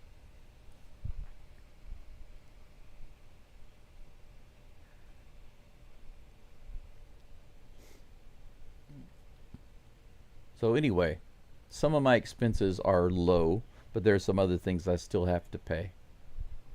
So I appreciate you guys helping me out. I really do. 78 miles an hour at the top of the zone. Strike 1. Good toss to Roman Anthony. Top of the batting order now for the Sox. Here's the toss. Right in there. Ooh, low and inside, but the umpire called it a ball. That was a beautiful pitch. 1-1. But actually, my top 2 expenses right now are the medicine that I took. The medicine that I took over the last couple of years, a lot of it went on my credit cards. Here's the pitch. 85 miles an hour at the bottom of the zone, fouled off 1-2. Isn't that funny? My 2 biggest expenses right now, besides food, are paying for medicine that I used in the past. So I can't pay for the new medicine, but I can continue to pay off the old medicine. It's kind of funny to think about, actually. But the internet, I have to pay for. Starlink, electricity. Here's a pitch. 94 miles an hour at the top of the zone. Over in the foul territory. Carlos Correa runs all the way over to the wall, and he just comes up short. He booked it over there. but he had to slow down right at the wall. It's a good thing that he didn't run into the wall. He could have gotten injured.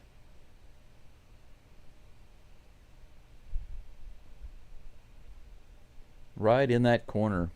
Couldn't quite get to it. 1 ball, 2 strikes to Roman Anthony.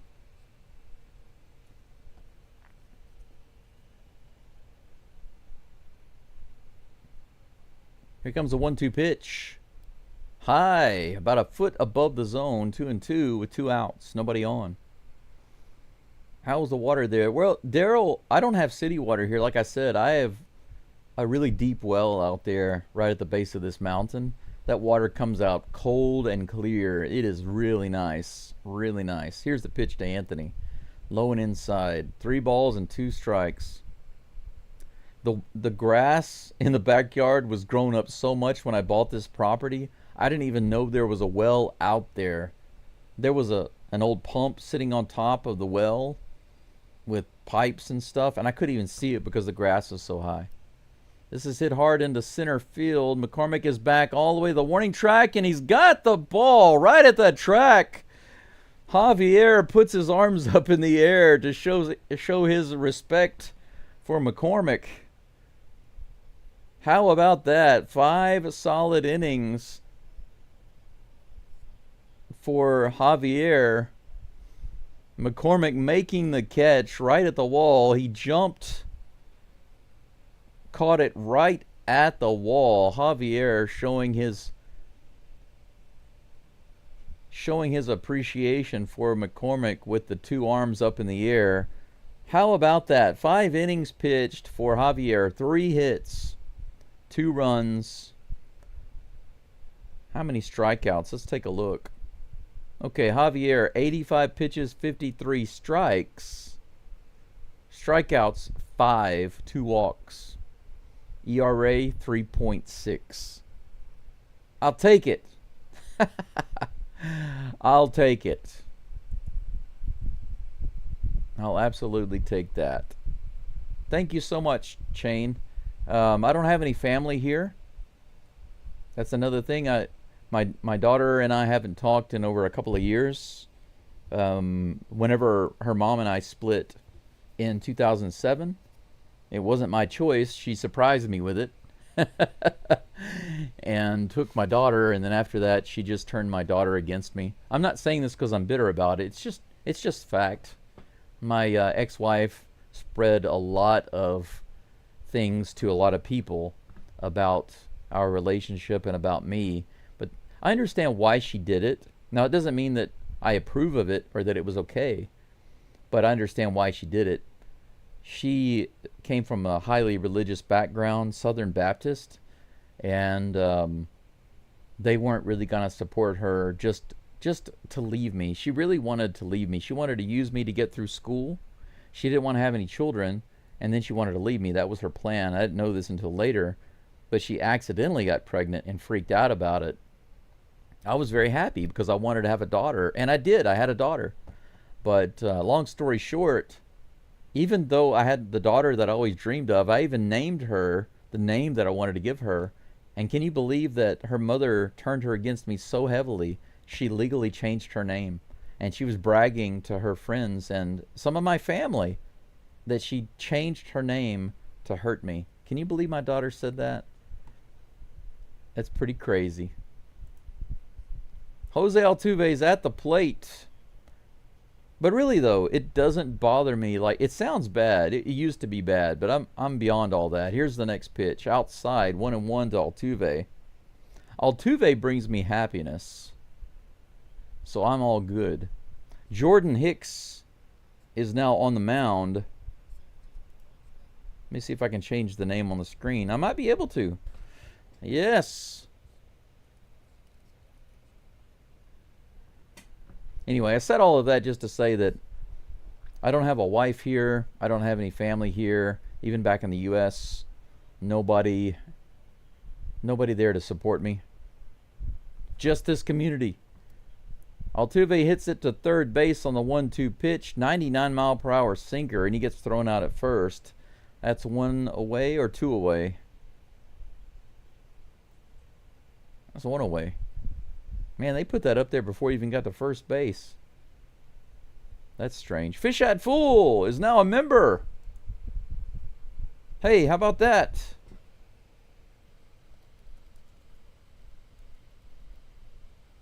Welcome to Astros membership, Fish Eyed Fool. Thank you so much. Feel free to use the emojis. Whoa. Walker almost gets hit. Way up and inside, 99 miles an hour, right at the head of Christian Walker. Jordan Hicks. Christian Walker with the 1 and 2, or 1 for 2 today, the 2-run double, 2 RBIs. Here's the toss, way high, 100 miles an hour, 2-0 is the count. 1 out, nobody on here in the bottom of the 5th. Yeah, and I can't wait to get Jordan back to Francisco. Here's the pitch. 99 right in there. Finally, he throws one in the strike zone, but Walker takes it. 2-1 is the count. Thank you, Jace, so much.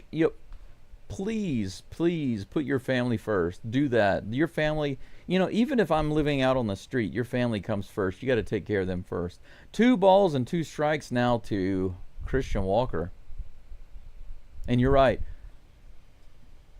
Clothes aren't cheap. Back to school stuff is not cheap. Casey says, if I get my dream vacation to Japan, can I stop by rural Hiroshima and hang out? Absolutely. I'll show you around. Absolutely. Up and in. 3 balls and 2 strikes is the count to Walker. I've had many friends come from different countries. I've got Chinese friends who've come here, friends from Europe, from Australia. Next pitch, low and outside. Walker walks. Christian doubler becomes Christian Walker. We have a runner on first base with 1 out. And that brings up Yainer Diaz. But, yeah, guys, I've had friends come from several different countries, stop by to visit, come out to my home. Some of them stay the night here, and some of them go get a hotel because, this place needs some work. You know what I'm saying? It needs some work. Here comes the next pitch to Yainer. 98 miles an hour, fouled off at the top of the zone. 0-1 is the count. But I've actually acted as tour guide for friends in Tokyo, in Kyoto, in Osaka, and here in Hiroshima many times. Here's the next pitch.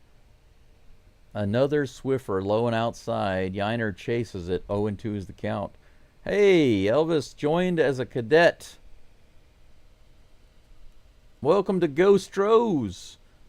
Members starting to grow as the membership grows on Go Stros. 86 miles an hour, low and outside. A Swiffer that Diaz doesn't chase. Those are the kind I like to see. 1 ball, 2 strikes with 1 out. Walker on first. Come on, Diaz. Show me something here. Yeah, Daryl, you're right. They can get it done. Diaz taps it to shortstop. He's going to have to go straight to first. Barely gets Diaz at first base. Walker gets to second base, so we have a runner on second with 2 outs. A little bit of a fielder's choice sacrifice by Diaz with the cue shot to shortstop. Ramon Urias at the plate. I'm really needing some more coffee.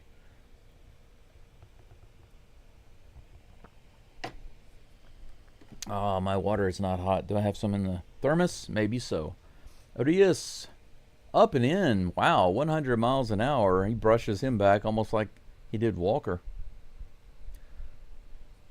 Daryl says he was married 5 years and she was very controlling, so he got out of the relationship, but I guess God is... Oh, he definitely does. Uh-oh, Urias does it. I told you he was going to do it. Did I not tell you? Urias hits a 2-run shot to the Crawford boxes.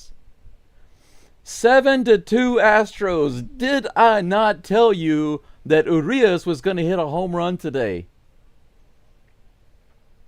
First home run for Ramon Urias, 104.2 miles an hour, 401 feet to the Crawford boxes, right above the Crawford boxes. Not quite enough to get on the railroad tracks, but it doesn't matter. It doesn't matter. After beating up the Stanks 7-2, we're now 7-1. We're now beating the dirty Red Sox 7-2. Doobie is at the plate, 100 miles an hour on the Swiffer. 1 ball, no strikes, 2 outs, nobody on. Here's the pitch. Doobie is doing the leg kick. He's really trying hard. 101 miles an hour on that pitch, swing and a miss. 1-1 is the count. Here comes a 1-1 pitch. Come on, Doobie. 99 up and in. He fouls it off. I really want Doobie to get a good hit. He deserves it. He absolutely deserves it. He went a little psycho earlier. It would help him to calm down and feel good to get a good hit. Here comes the 1-2 pitch from Hicks. Hickeys? 99, half swing and a miss. That's strike 3. And that's going to be all for the inning. But 8 hits for the Astros, 7 runs on the board. The Astros are getting some sweet revenge right now against the Red Sox. 3 runs scored, 2 runs scored, 2 runs scored. The 3rd, the 4th, and the 5th. How about that? Javier is going to have himself a nice win today. That's what it's looking like. We're just now going into the top of the 6th inning. And we're up by 5. Beautiful.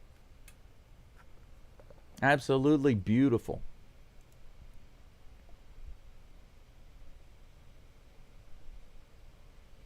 Let's see here. By the way, if you guys get comments blocked or removed by the chat bot or the night bot, whatever it's called, it's like a chat bot moderator. It's because it's trained to just recognize certain types of behavior in the chat, like using all caps or something like that for too many words, or using too many symbols or something like that, and it will just kind of block you for a few moments.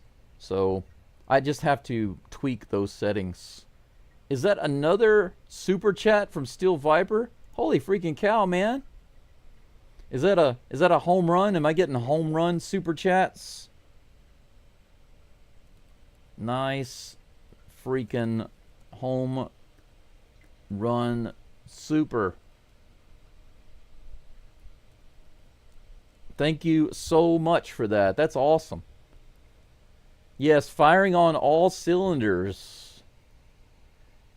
We got the full camshaft going on right now. I think Caleb Wirt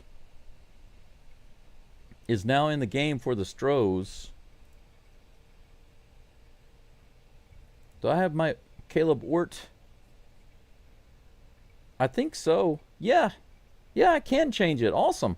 It doesn't change on my screen, but I think it changes on your screen. Caleb Ward is on the mound, 96 miles an hour on that first pitch to Alex Bregman, ball 1.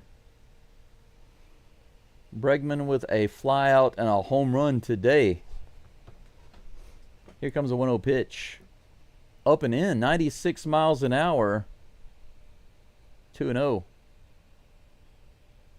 I appreciate the support today, guys. I really apologize that I can't get the video previews working right now. I'm surprised to see so many people here and listening in. That makes me very, very happy. Here comes the 2-0 pitch. 97 up and in, and he flies to the infield. Jeremy Pena puts it away. There we go. Classic Bregman. Fly out to the infield. Love it. 1 away. It feels nice to see Bregman fly out to the infield. And it's good for the Astros. How many times did we see Bregman fly out to the infield as an Astro? Way too many times.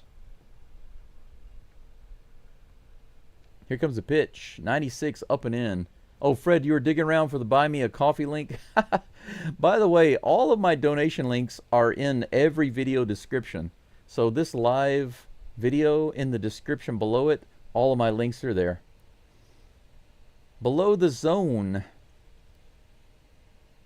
Ort delivers 2 straight balls to Jaron Duran. 2-0 is the count.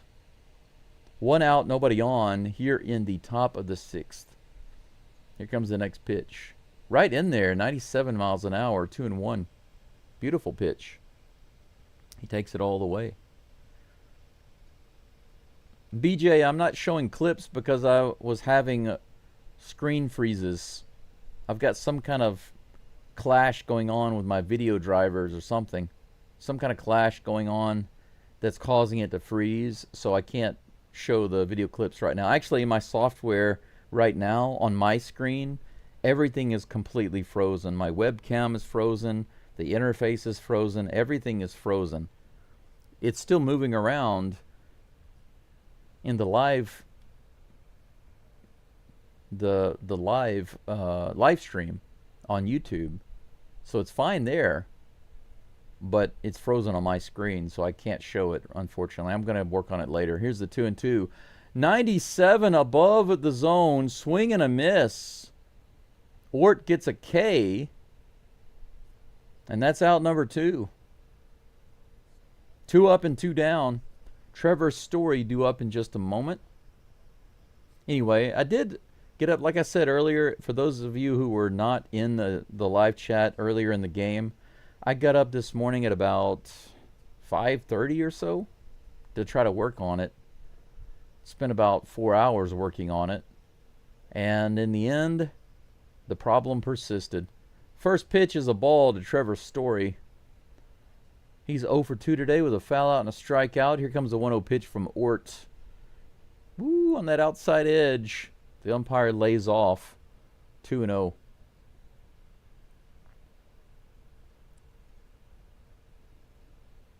Yeah, Jay, Urias is looking good today. I'm liking what I'm seeing. Hey, Robert, good to see you. Thanks for coming in. 97 on the inside on that pitch. Fouled off by Story. 2-1 is the count with 2 outs. Nobody on base. Good to have you here also, Robert. You are fine people as well. And thank you for hitting that like button. For those of you who have not subscribed, I'd encourage you to do that right now. 90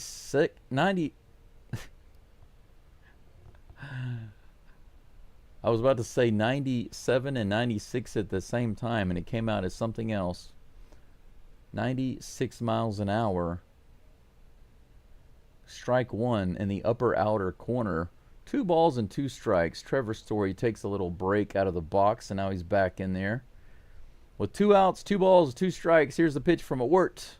Swing and a miss again. 84 mile per hour Swiffer below the zone. Ort looking like a pro. He channels his inner Javier and gets that strikeout. How about that? 3 up and 3 down for Ort in the 6th inning.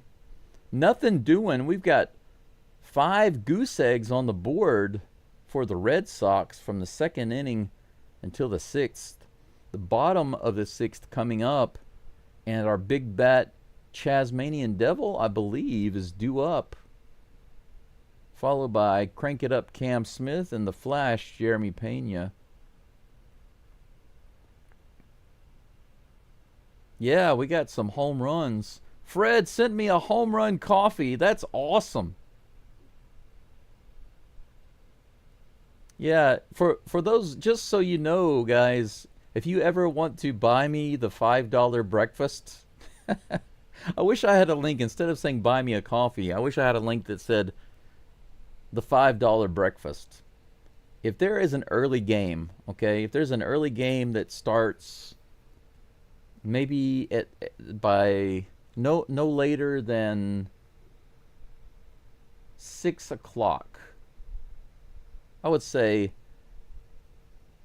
6 a.m. Japan time. So basically the afternoon games. Any game that starts, any MLB game that starts in the afternoon, basically after that game finishes, assuming it doesn't go into extra innings, I actually have time to go down to the cafe. There's a family restaurant here, and they have a Western style, a typical American style, even, I guess you could say. It's more American style than Western.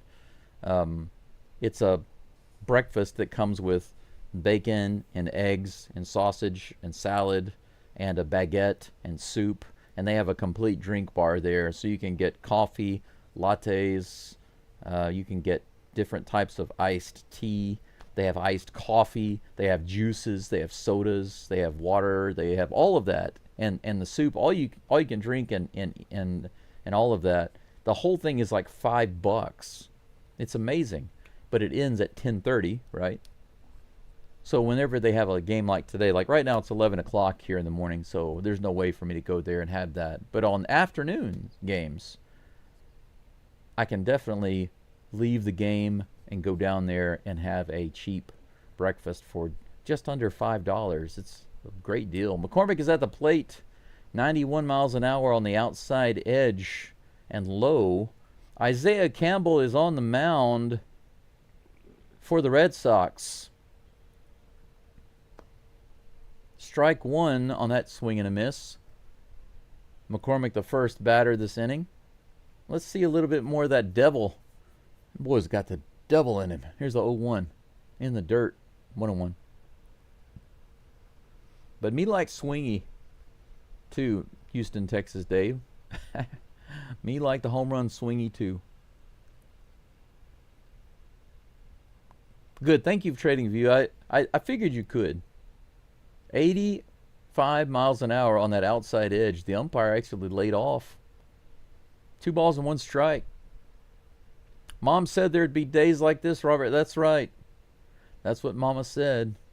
Bless her heart. Rest her soul. At least for my mom, anyway. 2-1. That's ripped to Bregman at third base, and he fires it over to get McCormick. 1 away. Cam Smith comes up to the plate.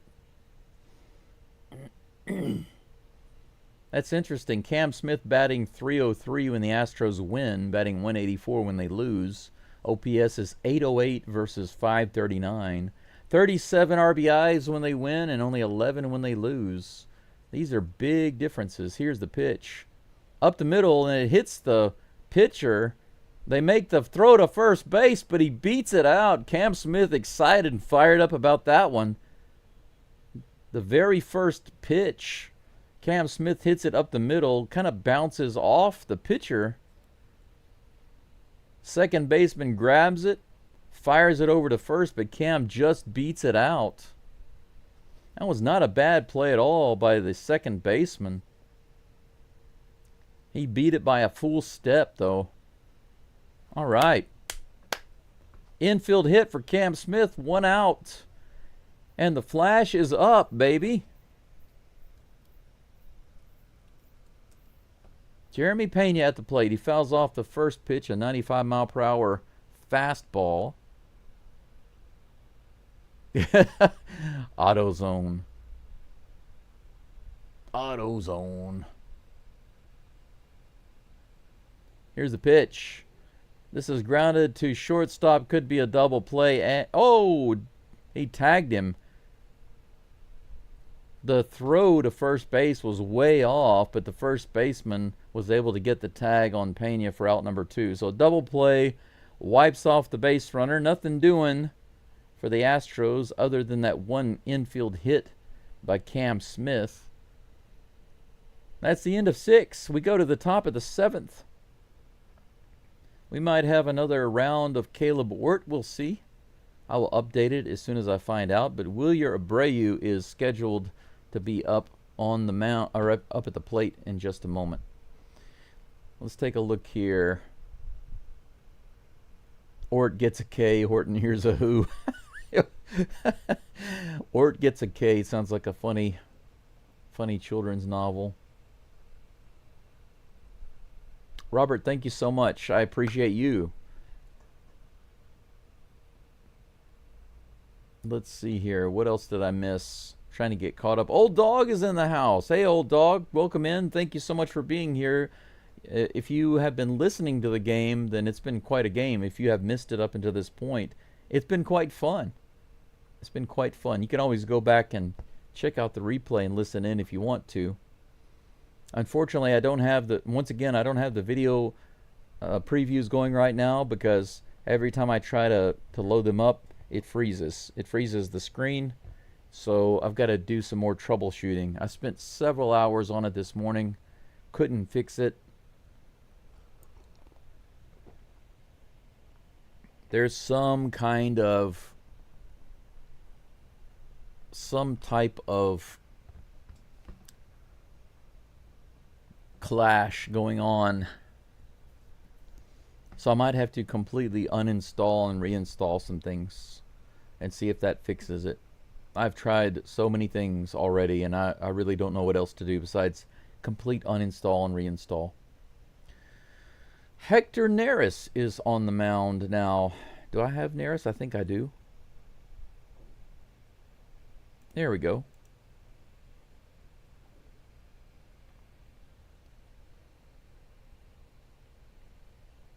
Hector Neris should be able to keep it together for this inning. 92 just below the zone. Ball 1. He's facing Wilyer Abreu. Abreu with 2 groundouts today. Here's the pitch. Foul tip right in there. 92 miles an hour on the outside edge. Yeah, Jay. Ort was looking pretty nice, wasn't he? The Chaz Chopper. $5 rice and egg. Actually, if you want to get the rice, you can get that instead of the bread. This is hit high in the air to Pena, and he puts it away. On the 1-1 pitch, Neris gets the fly out to the infield for 1 away. Romy Gonzalez strolls to the plate.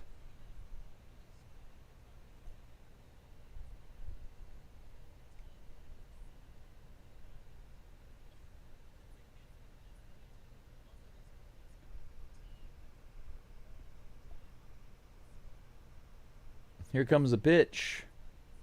First pitch to Gonzalez is nice. And the lower outside edge for strike 1, the 87-mile-per-hour slider. It slides right in there. Here comes the 0-1 pitch. On the outside edge. Whoa, Diaz thought that was strike 2. Should have been. Called a ball. 1-1 is the count. Yes, he is, Robert. The Tasmanian Devil is starting to heat up finally. 82 bounced over to third. Correa grabs it, fires the first, no problem. 2 up and 2 down. Astros pitchers are all over the Red Sox today. So far, so good.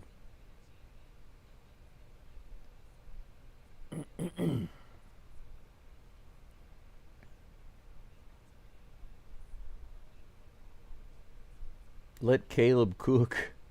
That's funny. Here's a pitch. Low and inside. The first pitch to Abraham Toro. 1 ball and no strikes. 2 outs, nobody on. 1 out away here is Neris from getting through a clean inning in the 7th. Here's a pitch. 82 miles an hour, low and inside.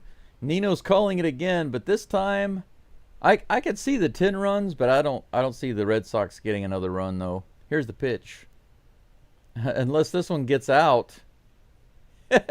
It's gone. There's the as soon as I said it, there's a home run. Neris gives up a run. Are you kidding me?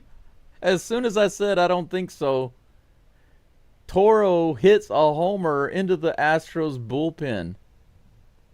now the Red Sox have 3 runs. But if anybody's going to give it up, it's going to be Neris. You know, there's something about Hector Neris that I think is absolutely amazing. I've seen him do this a lot since he's been back with the Astros. He gets 2 outs, and then he starts to break down. He's done that a lot. First pitch to the next batter, Ceddanne Rafaela is in there for strike 1. A splitter, 0-1. 7-3. Here's the pitch. Low and outside. 87 miles an hour, 1-1. Man, that was the quietest home run I've ever seen in my life. This stadium is packed, but there was not a sound on that home run. 2 balls and 1 strike. At least Bregman didn't hit it, right? 2 home runs in the same game. I can't take that. Not by Bregman. Here's the 2-1 pitch. 86 in the top of the zone, fouled back. 2-2 is the count with 2 outs. Holy freaking cow. So Nino, you're right. As of right now, you're correct about the Red Sox score. I thought there was a bigger chance of the Astros getting 3 more runs. This is hit hard to left field. That might be a homer. No, that's off the wall. And it bounces around. Dubon grabs it. Rafael is going for 3. Here's the throw. He's not able to get there. He puts on the brakes and goes back to second. Probably a wise decision on his part. Rafaela gets a double. So once again, Neris having trouble putting away the 3rd out. Gets the first 2 guys. And then homer double. Man, this has been Hector Neris this year for the Astros. Get 2 outs and then break down. Josh Miller comes out to the mound. They're going to have a little chit-chat with Neris, a little meeting of the minds. I wish they would have let Caleb cook, Robert. I really wish they would have. David's fishing. Nectar Harris. That's funny, Casey.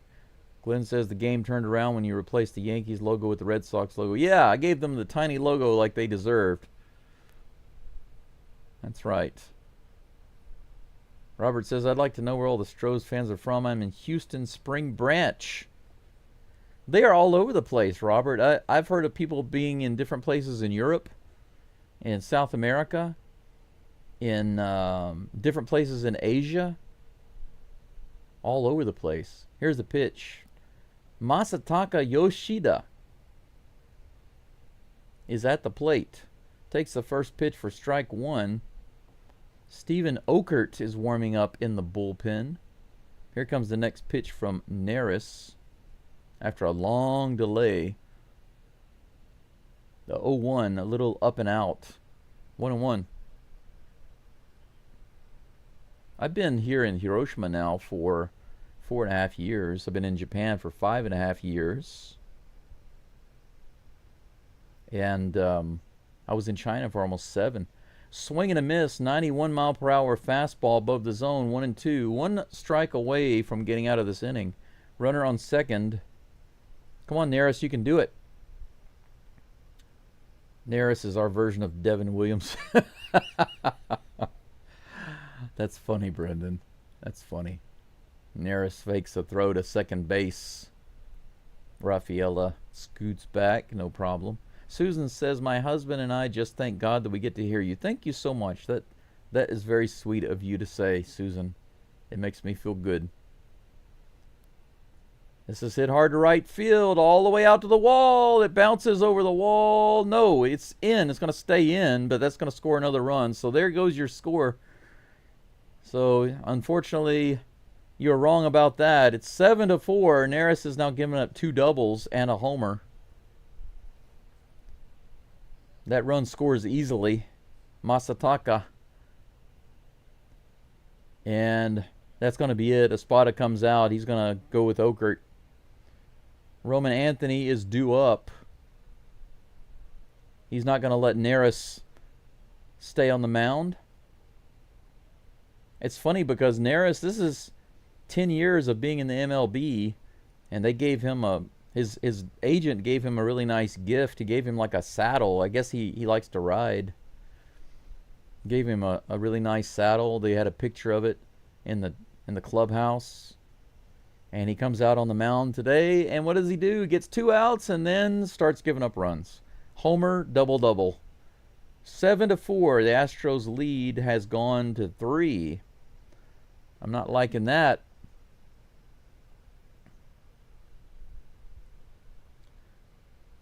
Casey Jones is in Florida. Yep. East of Houston for Darryl. Eric in Metroplex. Glenn. What do you have to say here? Whoa, so many comments. Boston was winning 2-0. Then you changed the logo, and since then it's been Astros. Yeah, well, unfortunately, Neris came in and decided to change that. Maybe I need to change his picture back to Ort. What do you think? Now, I do have Okert coming in, so I can change it now. I can get him off. Do I have Okert's picture? Oh man, I don't. I don't have the updated Okert picture, but I do have Okert's other picture.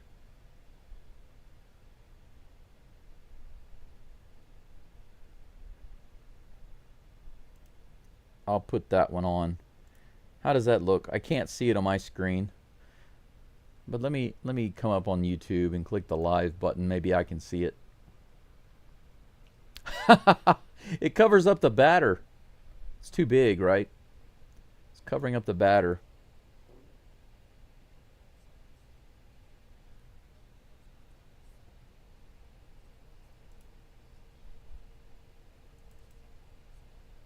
Just for now, I'm going to change it back to Ort. And I'll try to get another image made for Okert.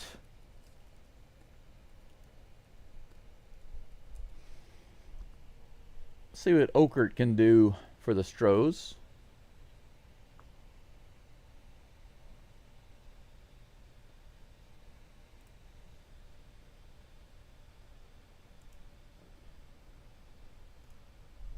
One ball, one strike. Roman Anthony at the plate facing Steven Okert with a runner on second. 2 outs. Here comes the 1-1 pitch. Fouled off at the plate. 81 mile per hour slider. 1 ball and 2 strikes.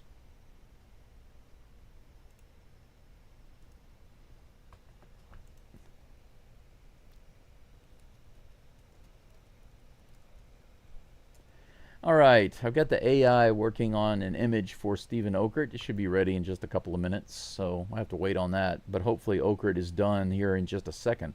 1 ball and 2 strikes. Roman Anthony at the plate, batting lefty. Here's the pitch. In the dirt outside. Good catch by Yiner. 2 balls and 2 strikes. Let me get back to the live chat. I want to try to get caught up here.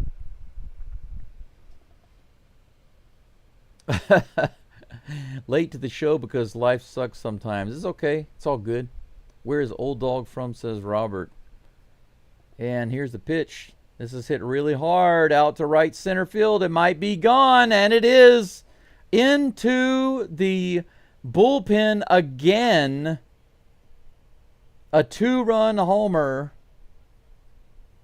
I'm sorry, that was a 1-run homer. No, that is a 2-run homer. They really need to fix the UI or whatever it is on the screen. Information keeps disappearing. That ball was just left right in the zone. It is now 7-6. The Astros lead has gone from 5-1. 2 home runs. 1 given up by Okert. 1 given up by Neris. 2 doubles given up by Neris. This inning has been a disaster. Bregman comes to the plate. Lines the first one foul.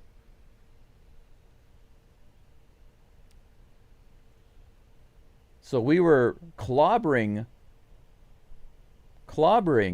the Red Sox. Scored 3 innings in a row, and now suddenly they put up 4 runs on the board. We just need 1 out. 0-1 is the count to Alex Bregman. He broke his bat on that last swing, so he will get a new bat.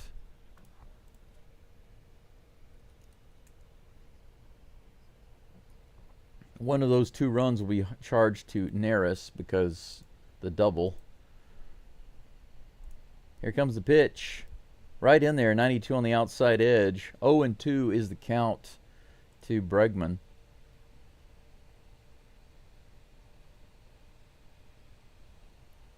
Goodness gracious. Astros pitchers were locked in, but then the relievers start giving it away. 94 miles an hour on the outside edge. I guess this will teach Joe Espada an important lesson. Even if you're up by 5, you can't bring in Neris. If you're up by maybe 10, you can bring in Neris. but not 5. There's a limit. Here comes the 0-2 pitch. This is hit hard to left field, and it's going to be down for a hit. Bregman has a single, another base runner. The go-ahead run comes to the plate. Jarren Duran. That is now 8 hits for the Red Sox.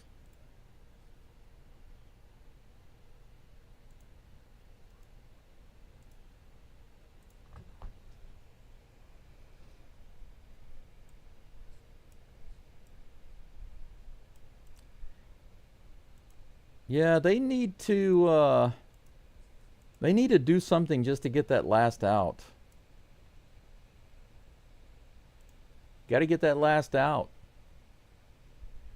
Duran at the plate.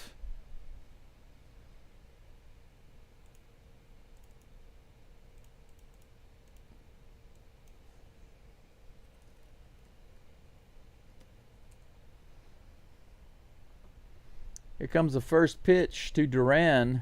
Ground ball straight to second base. Urias throws it over to Walker. Finally ends the damage before the Astros give up the lead. But holy cow, it doesn't get any closer than that.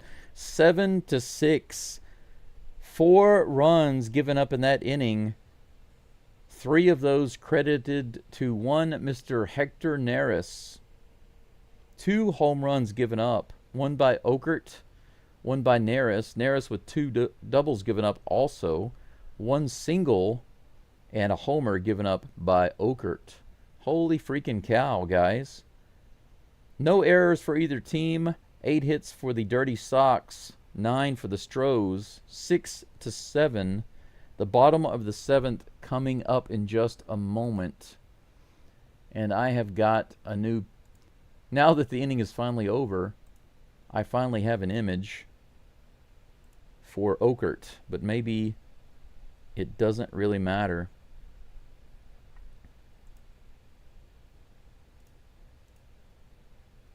There we go. This should be correct. Let me double check on the screen. No, it's got Javier's name. No, that is incorrect. That is not what I want. I didn't even notice that. The name is wrong. It's got Javier's name, but Okert's picture. That is incorrect, sir. Maybe if we leave it like that, he'll get better, right? He'll pitch better. You never know. I swear. This is what I'm talking about with the... you can give directions all day long to the AI. But the problem is when you're trying to create something new in the same chat, it has a short-term memory, and it often mixes those things together and gives you wrong results. Should be okay. Now it's right. Okay, good to go. All I want to do is get caught up with the live chat, and I can't even do it because of the nonsense. Carlos Correa comes to the plate and will be the leadoff batter for the Stros this inning, followed by Altuve and Walker. Here's the first pitch. He wastes no time in hitting it out to right field. Oh, it's going to be a fly ball out. The cameraman fooled me there. The cameraman was following out towards the stands, but the ball didn't even get to the warning track. Don't do that to me, Mr. Cameraman. What are you doing? 1 down. Garrett Whitlock is on the mound for the Red Sox. Jose Altuve at the plate. He grounds that one straight to Bregman, who fires it over to first immediately. Easy out. 2 fast outs for the Astros. Christian Walker comes to the plate. Please give us an insurance run, Mr. Walker. Me love you long time. Susan, thank you for all your hard work. You're welcome. Thank you. Thank you for being here and supporting the channel. Glenn is in Poland. That's right. Death asks, why are the Astros listed as the visitors on the scoreboard? Aren't we at home? Yes, we are at home.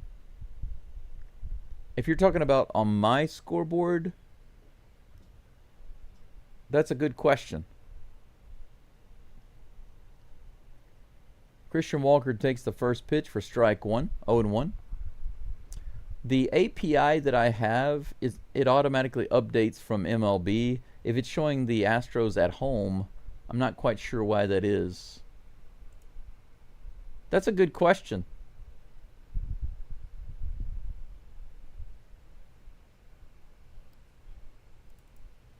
Walker fouls that one off. 1 ball and 2 strikes. I missed the ball pitch there while I was looking up what you were just inquiring about. You know, I didn't even notice that. It's once again, it's so small on my screen that I assumed it was correct, but it should switch those. You're right. That's in the dirt. Good take by Walker. 2 balls and 2 strikes with 2 outs. Nobody on. I got to fix that in the coding. That is a really good question. So I'll have to fix that. Just another thing I need to fix. Here's the 2-2 pitch. Ground ball to the shortstop, and he fires it over, and that's the 3rd out. So the Astros go quietly down, 3 up and 3 down. Fly ball, 2 ground balls. Whitlock gets it done for the Dirty Red Sox. We go into the top of the 8th.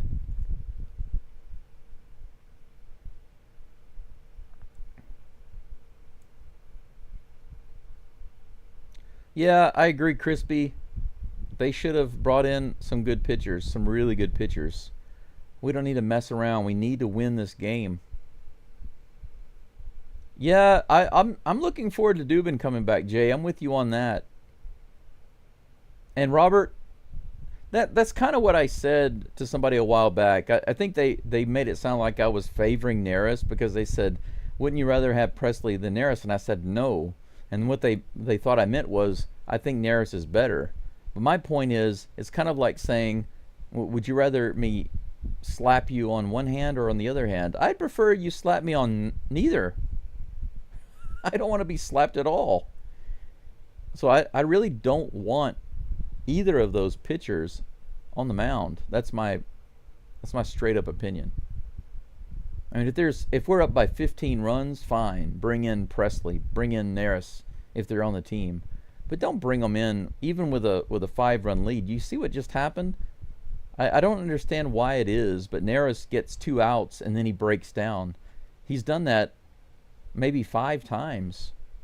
It's really kind of confusing to me. Man, so many comments that I missed here. Kind of scrolling through.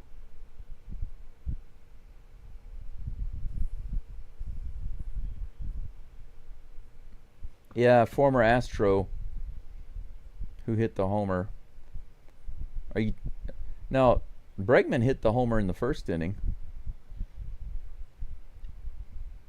Cypress, Texas. BCS, Texas. 30 minutes from Baytown. That's where my uncle is, in Baytown. Death Before Dishonor is just outside of San Antonio in Sutherland Springs. Must be a nice area over there. Oakert is still on the mound for the Astros. And they've got Inel de los Santos in the bullpen warming up. Interesting. Here comes the 0-1 pitch. This is hit hard into the air, but shallow. Cam Smith is underneath it, puts it away. Out number 1. Oakert gets the first out on the second pitch.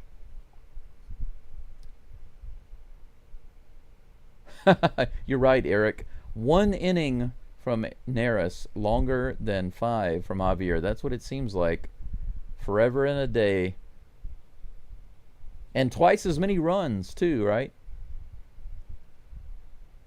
Here's the next pitch. Swing and a miss. 81 miles an hour in the bottom of the zone.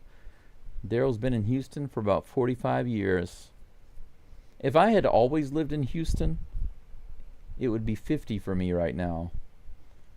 But in total, it was only about 7. in the dirt. 1 ball and 1 strike to Wilyer Abreu.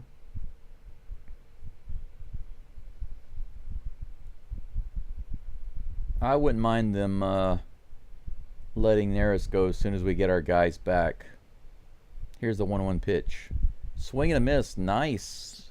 93 miles an hour on the outside edge. 1 ball and 2 strikes is the count. Death before dishonor, talking about Nery or Presley. Yeah, you already got my comments on that. I wouldn't mind seeing an Astros grand slam the next inning, Daryl. Obviously, they couldn't do it in the last one. Here's the pitch. Fouled off.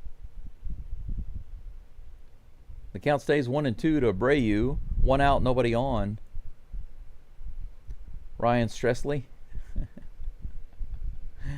Yeah, Nery and Stressley, they are they're very similar in some ways. Too inconsistent. This is hit really hard out to right field in the same area as the other home runs, but just shy of the warning track. Holy cow, man. You should have seen Okert's head swivel around on that hit. The 2 home runs that were hit last inning were both put into the bullpen of the Astros, and that one was almost there.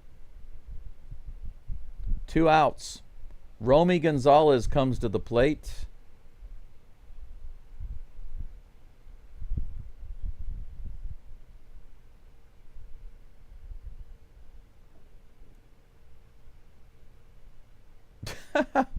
Yeah, Robert, we need some Geico insurance in the next inning. That's right. Here's a pitch, up and in, ball 1 on that 93 mile per hour fastball. Yeah, it got so close, didn't it? We almost gave up the lead. It felt like we were going to lose it. It was right there. Here's a pitch. This is a tapper to Pena. He scoops it up and he can't make the play. Pena makes a rare bad play. He charges it, scoops it up, and when he was transferring it from his glove to his hand, he dropped the ball. He got it. He just transferred it very lazily.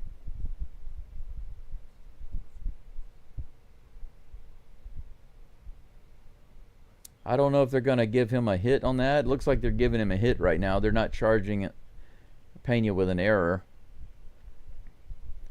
Espada is going to take out Okert right here.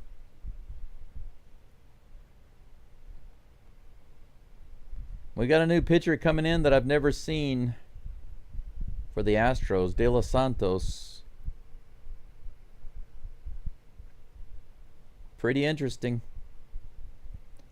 Rob Refsnyder is being brought in to pinch hit for Toro. And the Astros have decided, or Espada has decided, to go with a new pitcher. So we are on break right now while he gets warmed up and situated in the game. Eric says nobody can pitch the 7th for the Astros. Apparently not. I remember when the 7th used to be the big inning for the Astros when they'd start scoring runs. But that's been pretty cool this year. Cooled off. I still don't rule the Red Sox out as cheaters, John. You mentioned tipping pitches. I still don't rule them out. And that's another thing it reminds me. Have you guys heard about the micro bets? Like these first pitch home runs? Stuff like that. Pitchers deliberately throwing easy first pitch, basically home run balls down the middle, giving the batters a really good opportunity to hit a home run, and people knowing about that and betting large amounts of money on those micro, because those are big money, really big money. Betting really does ruin sports. That's why all of these channels, you see them promoting betting sites, and you'll never see me. I don't care if they offer me $1,000 a month. I'm not gonna promote betting on this site.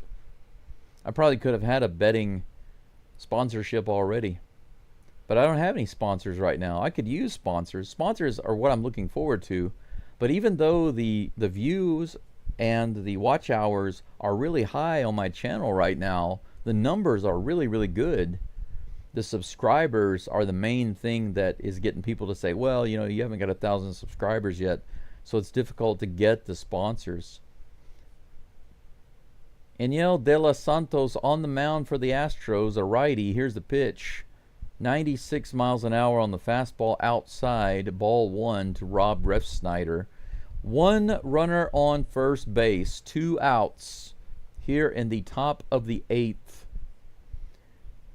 Here's the next pitch from De Los Santos. The runner is stealing. Here's a throw. Did he get him? Yes, he did. Yainer Diaz guns him out. Gonzalez tried to steal, and Yainer throws him out. A beautiful throw. Perfect. Good tag. Perfect catch and tag by Urias. And he was gone by a mile. He was 2 feet away from the bag. That throw and the tag they were perfect. Out number 3. This inning is over. So the Astros bring in their next reliever, De Los Santos, and he only has to throw 1 pitch. And Diaz guns down that stolen base attempt. We go to the bottom of the 8th. The Astros still up 7-6. The hits are tied 9-9. How about that? Don't get to see that, but that is a well-timed out. A well-timed throw out right there.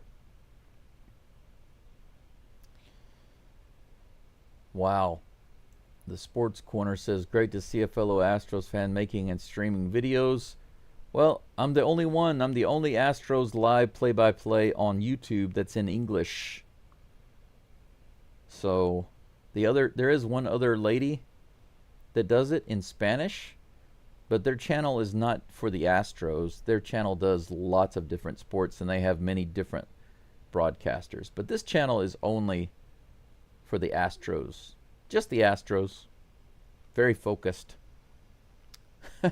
Steel Viper says, get Costanza back out there. It'd be nice. I wouldn't mind seeing Bregman caught stealing, but to see that, he'd have to get on base, and I don't want him on base anymore. I just want him to be gone. He shouldn't have another at-bat, I think, actually. Yeah, Bagman. Bagman. The Bagman is out of the way for now. Jordan is right. Yeah, Okert, unfortunately. Unfortunately, Okert was not dishing up the fried Okert. He was getting himself fried. All right, Diaz at the plate. Little tapper to third. Bregman barehands it and throws him out. That was a good play by Bregman.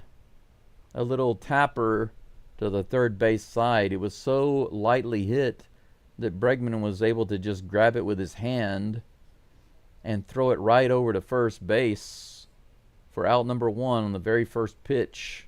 Whitlock is still on the mound for the Red Sox. 1 out. Ramon Urias comes to the plate. He had himself a nice home run earlier. He's been hitting the ball really hard today. 96 miles an hour on the inside, ball 1. A double and a home run.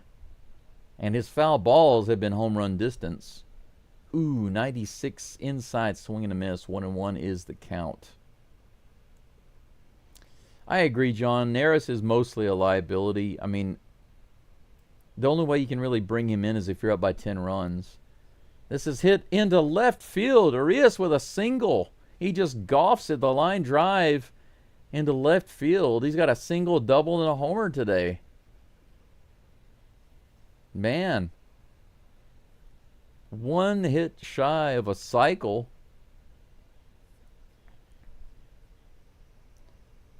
That's absolutely amazing. Urias really getting it done today. 10 hits for the Astros now. 1 runner on. And Mauricio Dubon at the plate. Yeah, Jay, I think we're going to score some more too.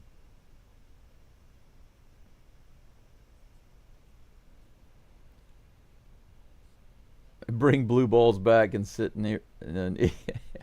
Yeah, sit Neris and bring back blue ball. Jesus Sanchez makes his appearance in the game. Dubon is out. Sanchez is in.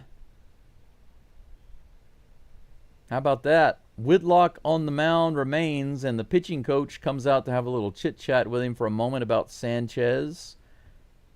I have a feeling it won't do any good for the Red Sox. Come on, Sanchez, you can do it.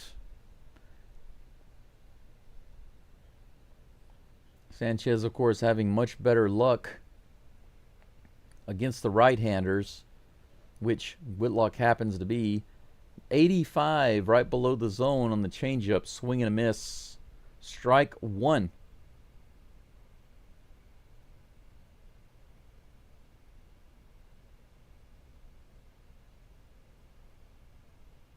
Here's the pitch, the 0-1. This is popped up into right field. Foul. Is it going to be playable? It's going to be playable in foul territory, and that's put away by the first baseman for out number 2. Sanchez flies out in foul territory. That's 2 outs. Runner on first base. Urias on first with 2 outs. And that brings up Chas McCormick. But they are going to take him out for another lefty, the Tram. Now, how awesome would it be to see another Tram homer? They're having another meeting on the mound right now talking about him. We don't know anything about this guy. We just know that he's fast. He likes to swing. He swings hard. And he likes to win. Okay, I got it.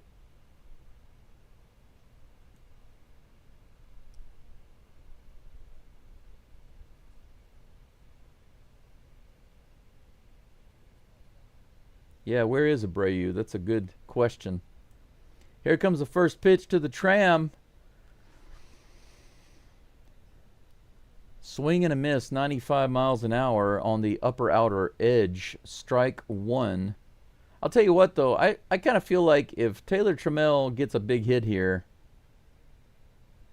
he deserves an emoji. I really want to make a Tram emoji. But he's going to earn it if he gets the big hit right here. I do have a vote, a members-only vote for who gets the next emoji, but Trammell might earn it right here if he gets a big hit. That's outside, ball 1. 84-mile-per-hour changeup, 1-1. Urias on first base with the single. 2 outs otherwise. 1 ball, 1 strike to Taylor Trammell. Here's the pitch. 84 in the bottom of the zone, swing and a miss, 1 ball and 2 strikes. Come on, bro, you can do it.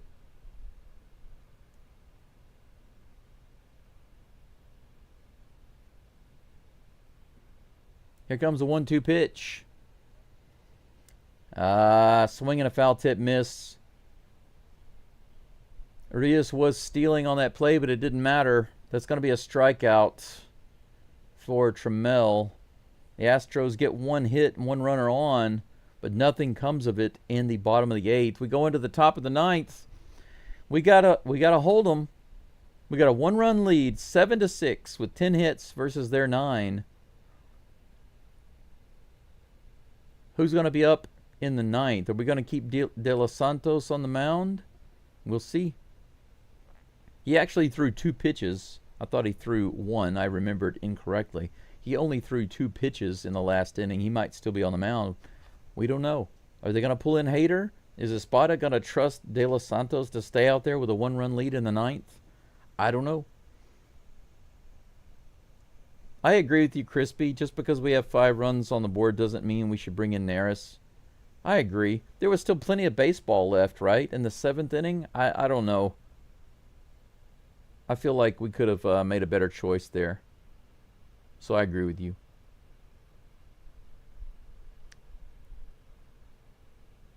But you know, JRM says okra's stressing me out. But that's the thing about fried okra, right? Fried okra is hit or miss. Very difficult for people to cook it really, really well. So depending on who's cooking it, it can be really, really good, or really, really pass. Errors do equal runs. That's true. Sometimes they do. Often they do. Mac, your question about why am I not showing the short video clips, that's an easy answer. It's just because I've got problems with the screen freezing. I've got some kind of clash, some kind of video clash going on, and every time I try to show them, it just freezes the software. And I've worked on it this morning for about 4 hours, couldn't get it to repair, so I'm just not doing it. But I'm going to work on it after the game. De Los Santos is back on the mound facing Rob Refsnyder. 1 ball, no strikes on that pitch. 88-mile-per-hour slider outside. Righty on righty right now.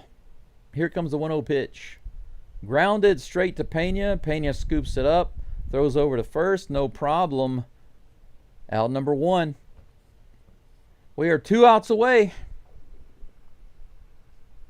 Don't worry about it, Casey. It'll be good. It'll be good.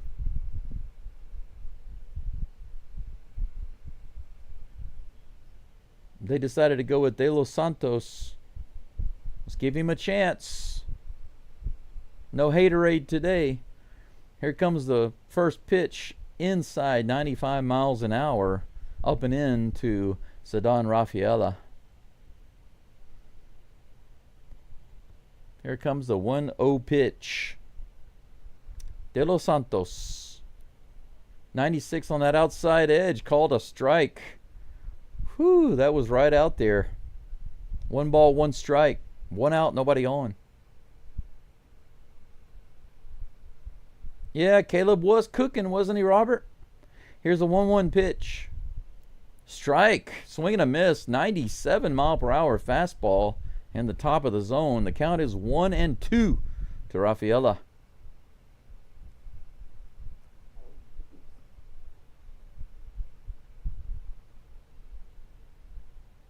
Here comes the pitch. Hit high in the air out to left field. Pena is back, and he will take it for out number 2. 2 down. Mark, I see what you're saying. I'm not a coder, Mark, but I do work with ChatGPT's. ChatGPT has a coding model that I use to do the coding. It takes a really, really long time to get those things moved, but I'll take a look at it for sure. It's not the number 1 thing on my list, though. Ground ball through the hole. It bounces off of Pena. He tries to grab it. Wong is going to head to second base. Pena tried to backhand it. It was a line drive right at him, and it was a short hop. It bounced off of him and went into left field. Wong is on second base. Oh, that was a 2-hopper. Bounced off of Pena's wrist. That second hop came up and hit Pena in the wrist. But Espada's going to go ahead and pull out De Los Santos. He's not going to let him pitch to the next batter. And it's not really De Los Santos' fault. That was playable by Pena, but it was a bad hop. It came up and hit Pena on the wrist. Bounced out into left field. Now we have Connor Wong on second base with 2 outs. And guess who's coming in, guys? I'll give you one guess who's coming into the game. Who do you think is coming in with 2 outs in the 9th inning? I wouldn't have been able to guess this.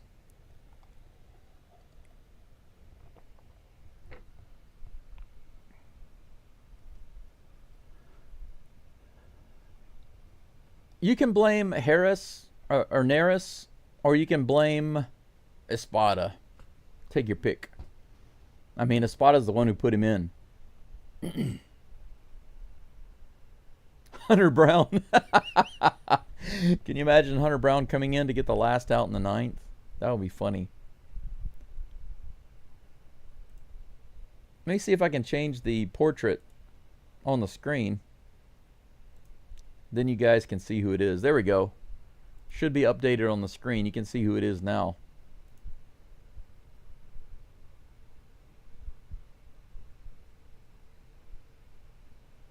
Oh, why is the picture so big? Why is the picture so big? Maybe I selected the wrong one. Let me change it.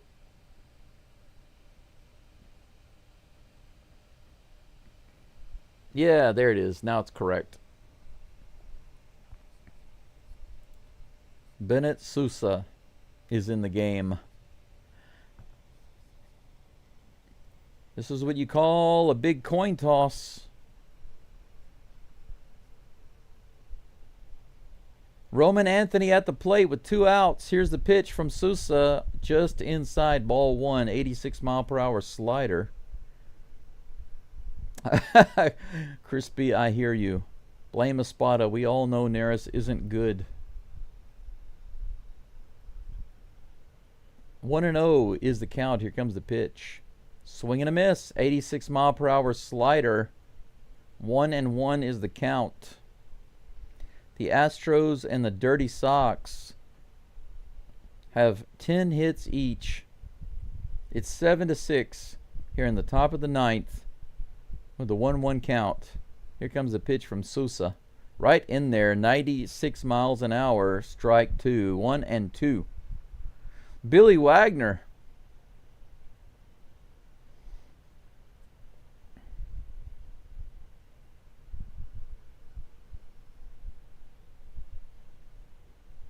They're not getting out coached. Just getting out pitched right now. From the 6th inning, the Astros haven't done anything at the plate. Here comes the 1-2. Strike 3. Thank you so much. Swing and a miss. Low and outside.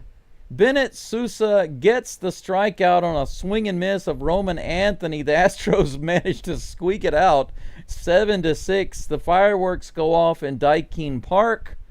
Thank you, Bennett Sousa, for getting that last out. That last pitch, beautiful pitch. 88-mile-per-hour slider that started off in the zone and went out, down and low. A perfect pitch. The batter went after it, couldn't touch it. Couldn't touch it, not even a little bit. That is freaking awesome. What a stressful game this was. Holy cow. Thank you guys and gals for being here. I am going to give you an update real quick, a scoring summary. Let's take a look at how this game went. Holy cow, that was... Whew. That game was Ryan Stressley. It was all Astros basically all the way up into the 7th, and then it just got kind of hairy. First inning, Bregman got a 2-run homer off of Javier, and it was looking pretty shaky, but after that, Javier just locked them down. Second, third, fourth, and fifth inning, Javier gave up almost nothing. Just a couple of walks, couple of hits, but no more runs. So those first 2 runs that the Red Sox got in the first inning, they didn't have anything all the way through 6. Ort came in, did a really good job in the 6th. So he and Javier were all over it today. In the 3rd inning, Correa singled, scored Smith 2-1. Walker doubled, scored Correa and Pena. Astros took the lead 3-2 in the bottom of the 4th. Chas homered. Chasmanian Devil homered. 2 runs scored. 5-2 Astros.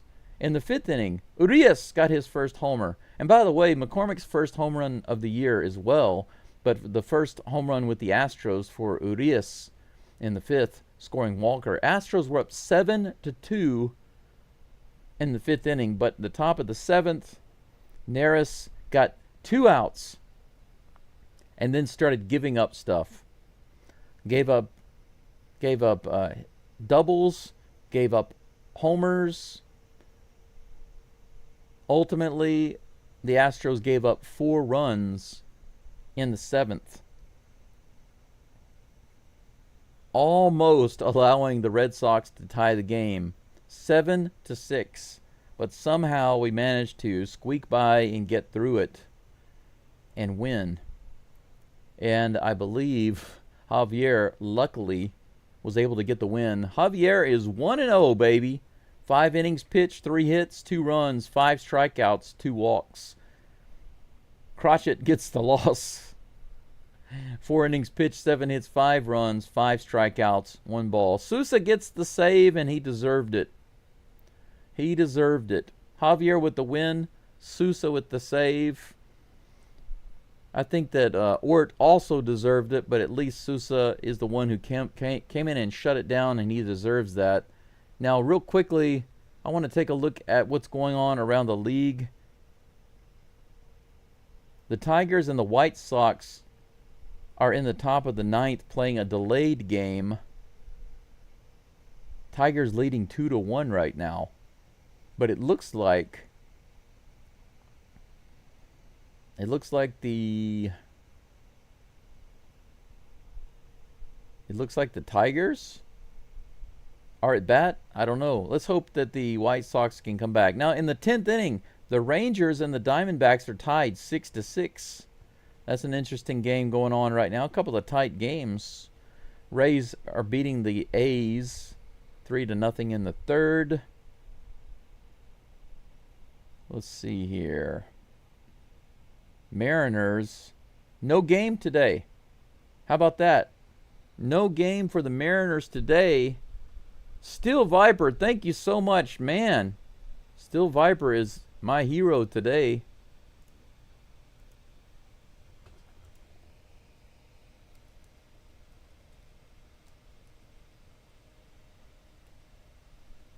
Have an amazing day on purpose. There we go. Steel Viper, you are awesome. Thank you so much for that super chat. And for all of you who donated, who sent me a coffee or donated or sent me a super chat and joined my new members, you guys have been really spreading the love around today. I'm really glad that you weren't disappointed with the game. That would have been a big disappointment, I feel. That is awesome. But you know, the Mariners, the Submariners don't have a game today, so the Astros pull a half a game ahead. I think we're now one full game ahead of the Mariners, so that's good. Hopefully tomorrow we can extend that. Wouldn't that be really, really nice? Speaking of tomorrow's game, let's take a quick look at it, do a little preview, then I'll take one final look at the live chat, and then we'll be out of here. After that, I'm going to cook myself something nice to eat, and I have to get right back on the computer and try to fix whatever conflict is happening inside my computer. Tomorrow's game is the same time. Spencer Arrighetti will be on the mound facing May. Dustin May. For those of you who are interested in his stats, Dustin May is 6-8, 6 wins, 8 losses, with an ERA of 4.93, a WHIP of 1.37. He has pitched 107.2 innings, given up 103 hits, 101 strikeouts. So his hit to strikeout ratio is about the same, but he has walked 44 batters, guys, in 107 innings, 103 hits, and 44 walks, and 16 homers. This is this looks like a guy who gets a decent amount of strikeouts, but who has some control issues. Isn't it interesting? That's an interesting combination. 103 hits, 101 strikeouts, 44 walks, and 16 homers.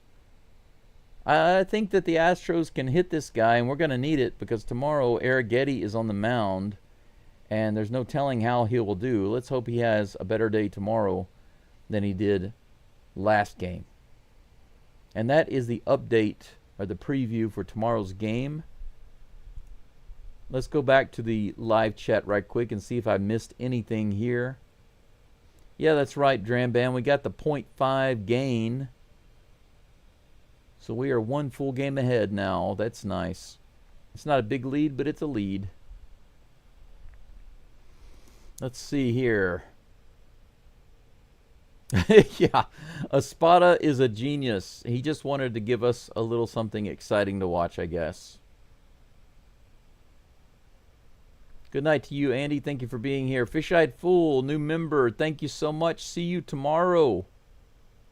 Yes, you're right, Robert. 100% too close for freaking comfort. Thank you, Hector Neris, for making the game overly interesting. Maybe dump Neris and get Presley out of the pot and into the fire, right? Dump Neris for some donuts. Oh, dog, I can go for that. Shipley donuts. Let's get rid of Neris and pick up some Shipley's donuts. That's what I'll take. Yes, absolutely. More hype for Viper's super chats. Going super duper with the super chats today. I'm absolutely amazed. I am really amazed by that. You know, if things keep going like this, maybe I'll be able to get some more memory for this computer. Maybe that would help me solve this issue of what's going on with the video freezing. But I do hope to have that fixed by tomorrow.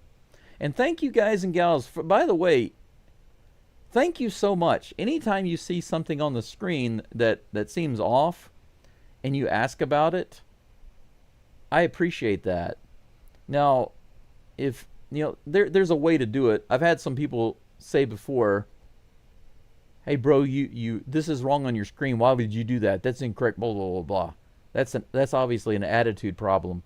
But the way you have all been mentioning things to me today is so greatly appreciated, to just say, "Hey, why is this logo wrong?" Or, "Hey, did you notice that the Astros on the scoreboard are in the visitor position? Why aren't they in the home position?" I don't always notice these things, and there are several reasons why. But you bringing them up to me gives me an opportunity to look at it and address it and fix it. So I really appreciate that. It has taken such a long time. You can actually go back. If you will go back to like my very first videos and see what my live stream used to look like, you'll see how far it's evolved since then. But it is a super, super slow, tedious, not fun process. Now, once you get things working, it's great. But getting it to where everything is exactly right and working and there's no problems, it's basically impossible. Because even once you get it working, it seems that something will break it. For example, Windows updates. And for some reason, it always messes with my audio. The audio just stops working. And then I have to go into the settings and fix the settings, because Windows acts like it has the authority to just change my audio settings. And I don't get it. When I change my audio settings and I save them, they should stay that way. But Windows will just automatically update itself. And then the next day when I open up the software and I go to live stream, I'm not getting any audio signal. And I have to go in and dig around and figure out how to fix it. There's always some kind of technical issue. But right now the technical issue is with the video preview. I'm getting some issues with that. And so I was not able to keep it up today. But I did notice something that's important, because I've been trying to figure out what's causing it. And I noticed that when I actually have the, I guess what's called the screen capture, when I have the screen capture activated, that's when I have the freeze up problems, the screen and the software freezing problem. If I don't turn on the screen capture, I don't have the problem. So I think I've isolated a cause, and now I just have to dig into that and find a way to fix it. So ChatGPT is my coding assistant, and actually it does so many things for me. It helps me with all of the UI, the APIs, the coding, the JavaScript, the HTML. It helps me with the images on the screen. It does so many different things for me. I can't imagine not having it, because in the old days my only choice was to either try to figure out myself or pay somebody on Fiverr who could do it. And you're talking about hundreds or thousands of dollars to do those things. I can't afford that. That's why when somebody tries to tell me, like if I make a video or I make an image or something and someone says, hey bro, you shouldn't be using AI to make your art, you should be making that yourself, or you should have somebody make that. Forget those people. And the reason is because, number one, if I do it, do you know how much time it takes to make a ton of art to put on your channel? I'm not making art to sell it, and I'm not calling it art per se. It is art. It is AI art. But this is not an art channel. My images and my videos are not for art. And there have been some people who've commented, instead of commenting on the content of the video, a script that I wrote myself. You know, I write these video scripts when I make a video, and I don't make many. But when I make a video for you guys and gals, I write the script. So if I use AI to make some images and some video clips to go along with that script, I'm not trying to sell it as art. So when people ignore the content of the actual video itself and just criticize me for using AI video or AI art, forget those people. What am I supposed to do? Spend 10 hours every day doing these things myself and try to scrape together thousands of dollars to pay other people to do it? Really? No, I don't think so. I would much rather pay about $20 or $25 a month to ChatGPT and have it as an assistant. It is absolutely indispensable for me right now. So, there we go. Tony Gwynn. Man, that's a name I haven't heard in a while. Traded for Sammy Sosa and some fries. That's great. Daryl, thank you for looking out for me. I'm doing my best to look out for you. Enjoy your day, old dog. Thank you for being here. Yes, finally win at home after getting swept by the A's and against the Red Sox. Yes, thank you for the prayers also. All of your positive wishes, your prayers, and all of that stuff. You know, if you guys and gals pray for me, all you have to say is, God, thank you for Brandon's health. Thank you that he is healthy and whole and happy. That's all you have to say. You don't have to ask for anything. All you have to do is be thankful for my health. That's all you have to say. That's how I pray. I don't ask God for anything. I just say, thank you for my health. Thank you for keeping me healthy. Thank you for giving me blessings in every area of my life. I pray as if I've already received. And that's very biblical. You can look that up. When you pray, you have to pray as if you've already received. And this shows true faith. So when you pray for me, you don't need to say, please heal Brandon, please do this for Brandon, please do that. That suggests that I don't have health and I don't have things. But instead, just pray and say thank you that he has those things. And it's the same for you. Thank God for the things that you have, even if you don't see it yet. You might have a serious health condition. You can be thankful for your health. Have faith. Have faith. Things can, and they are actually better. Crispy says, don't listen to negative people. They're mean. It's not nice to be mean. I agree 100%. All right. Caesar, good night to you too. Yes, hopefully Arrighetti will follow Javier's lead and believe in himself tomorrow. Carrot Top pitching for Boston. That's funny. Haven't heard that name in a while either. Good old Carrot Top. It was Chaz's first home run. Yes, that's right. And not only that, Urias' first home run with the Astros. Big day today for the Astros. Revenge is indeed sweet. And Charlie, you're right. It was a nail biter.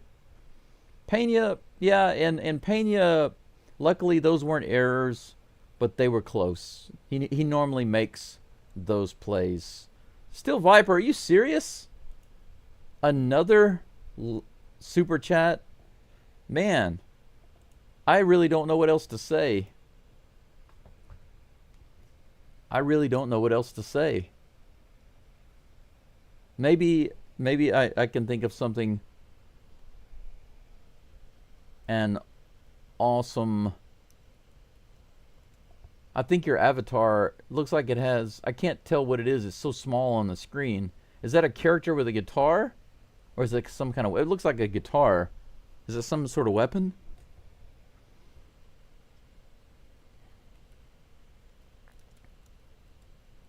I'll say some Japanese too. But I'll say something that you know. Arigato gozaimasu.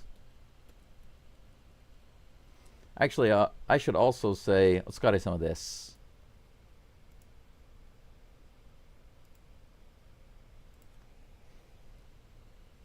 Otsukare-sama desu.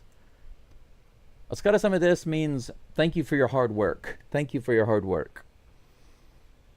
Still Viper, thank you so much. That is really, really awesome. You've been freaking unbelievable today. You've all been great. Still Viper, you've been unbelievably awesome. And good night to you. It is 12:12. Time for lunch. And then I'm going to work on my computer. Hopefully everything is worked out by tomorrow. And the Astros continue their winning ways. Thank you so much again. And that's it for today. Time for me to go take a shower outside and then go cook something. Whew. The only thing left to say is go Stros, and I'll see you tomorrow's.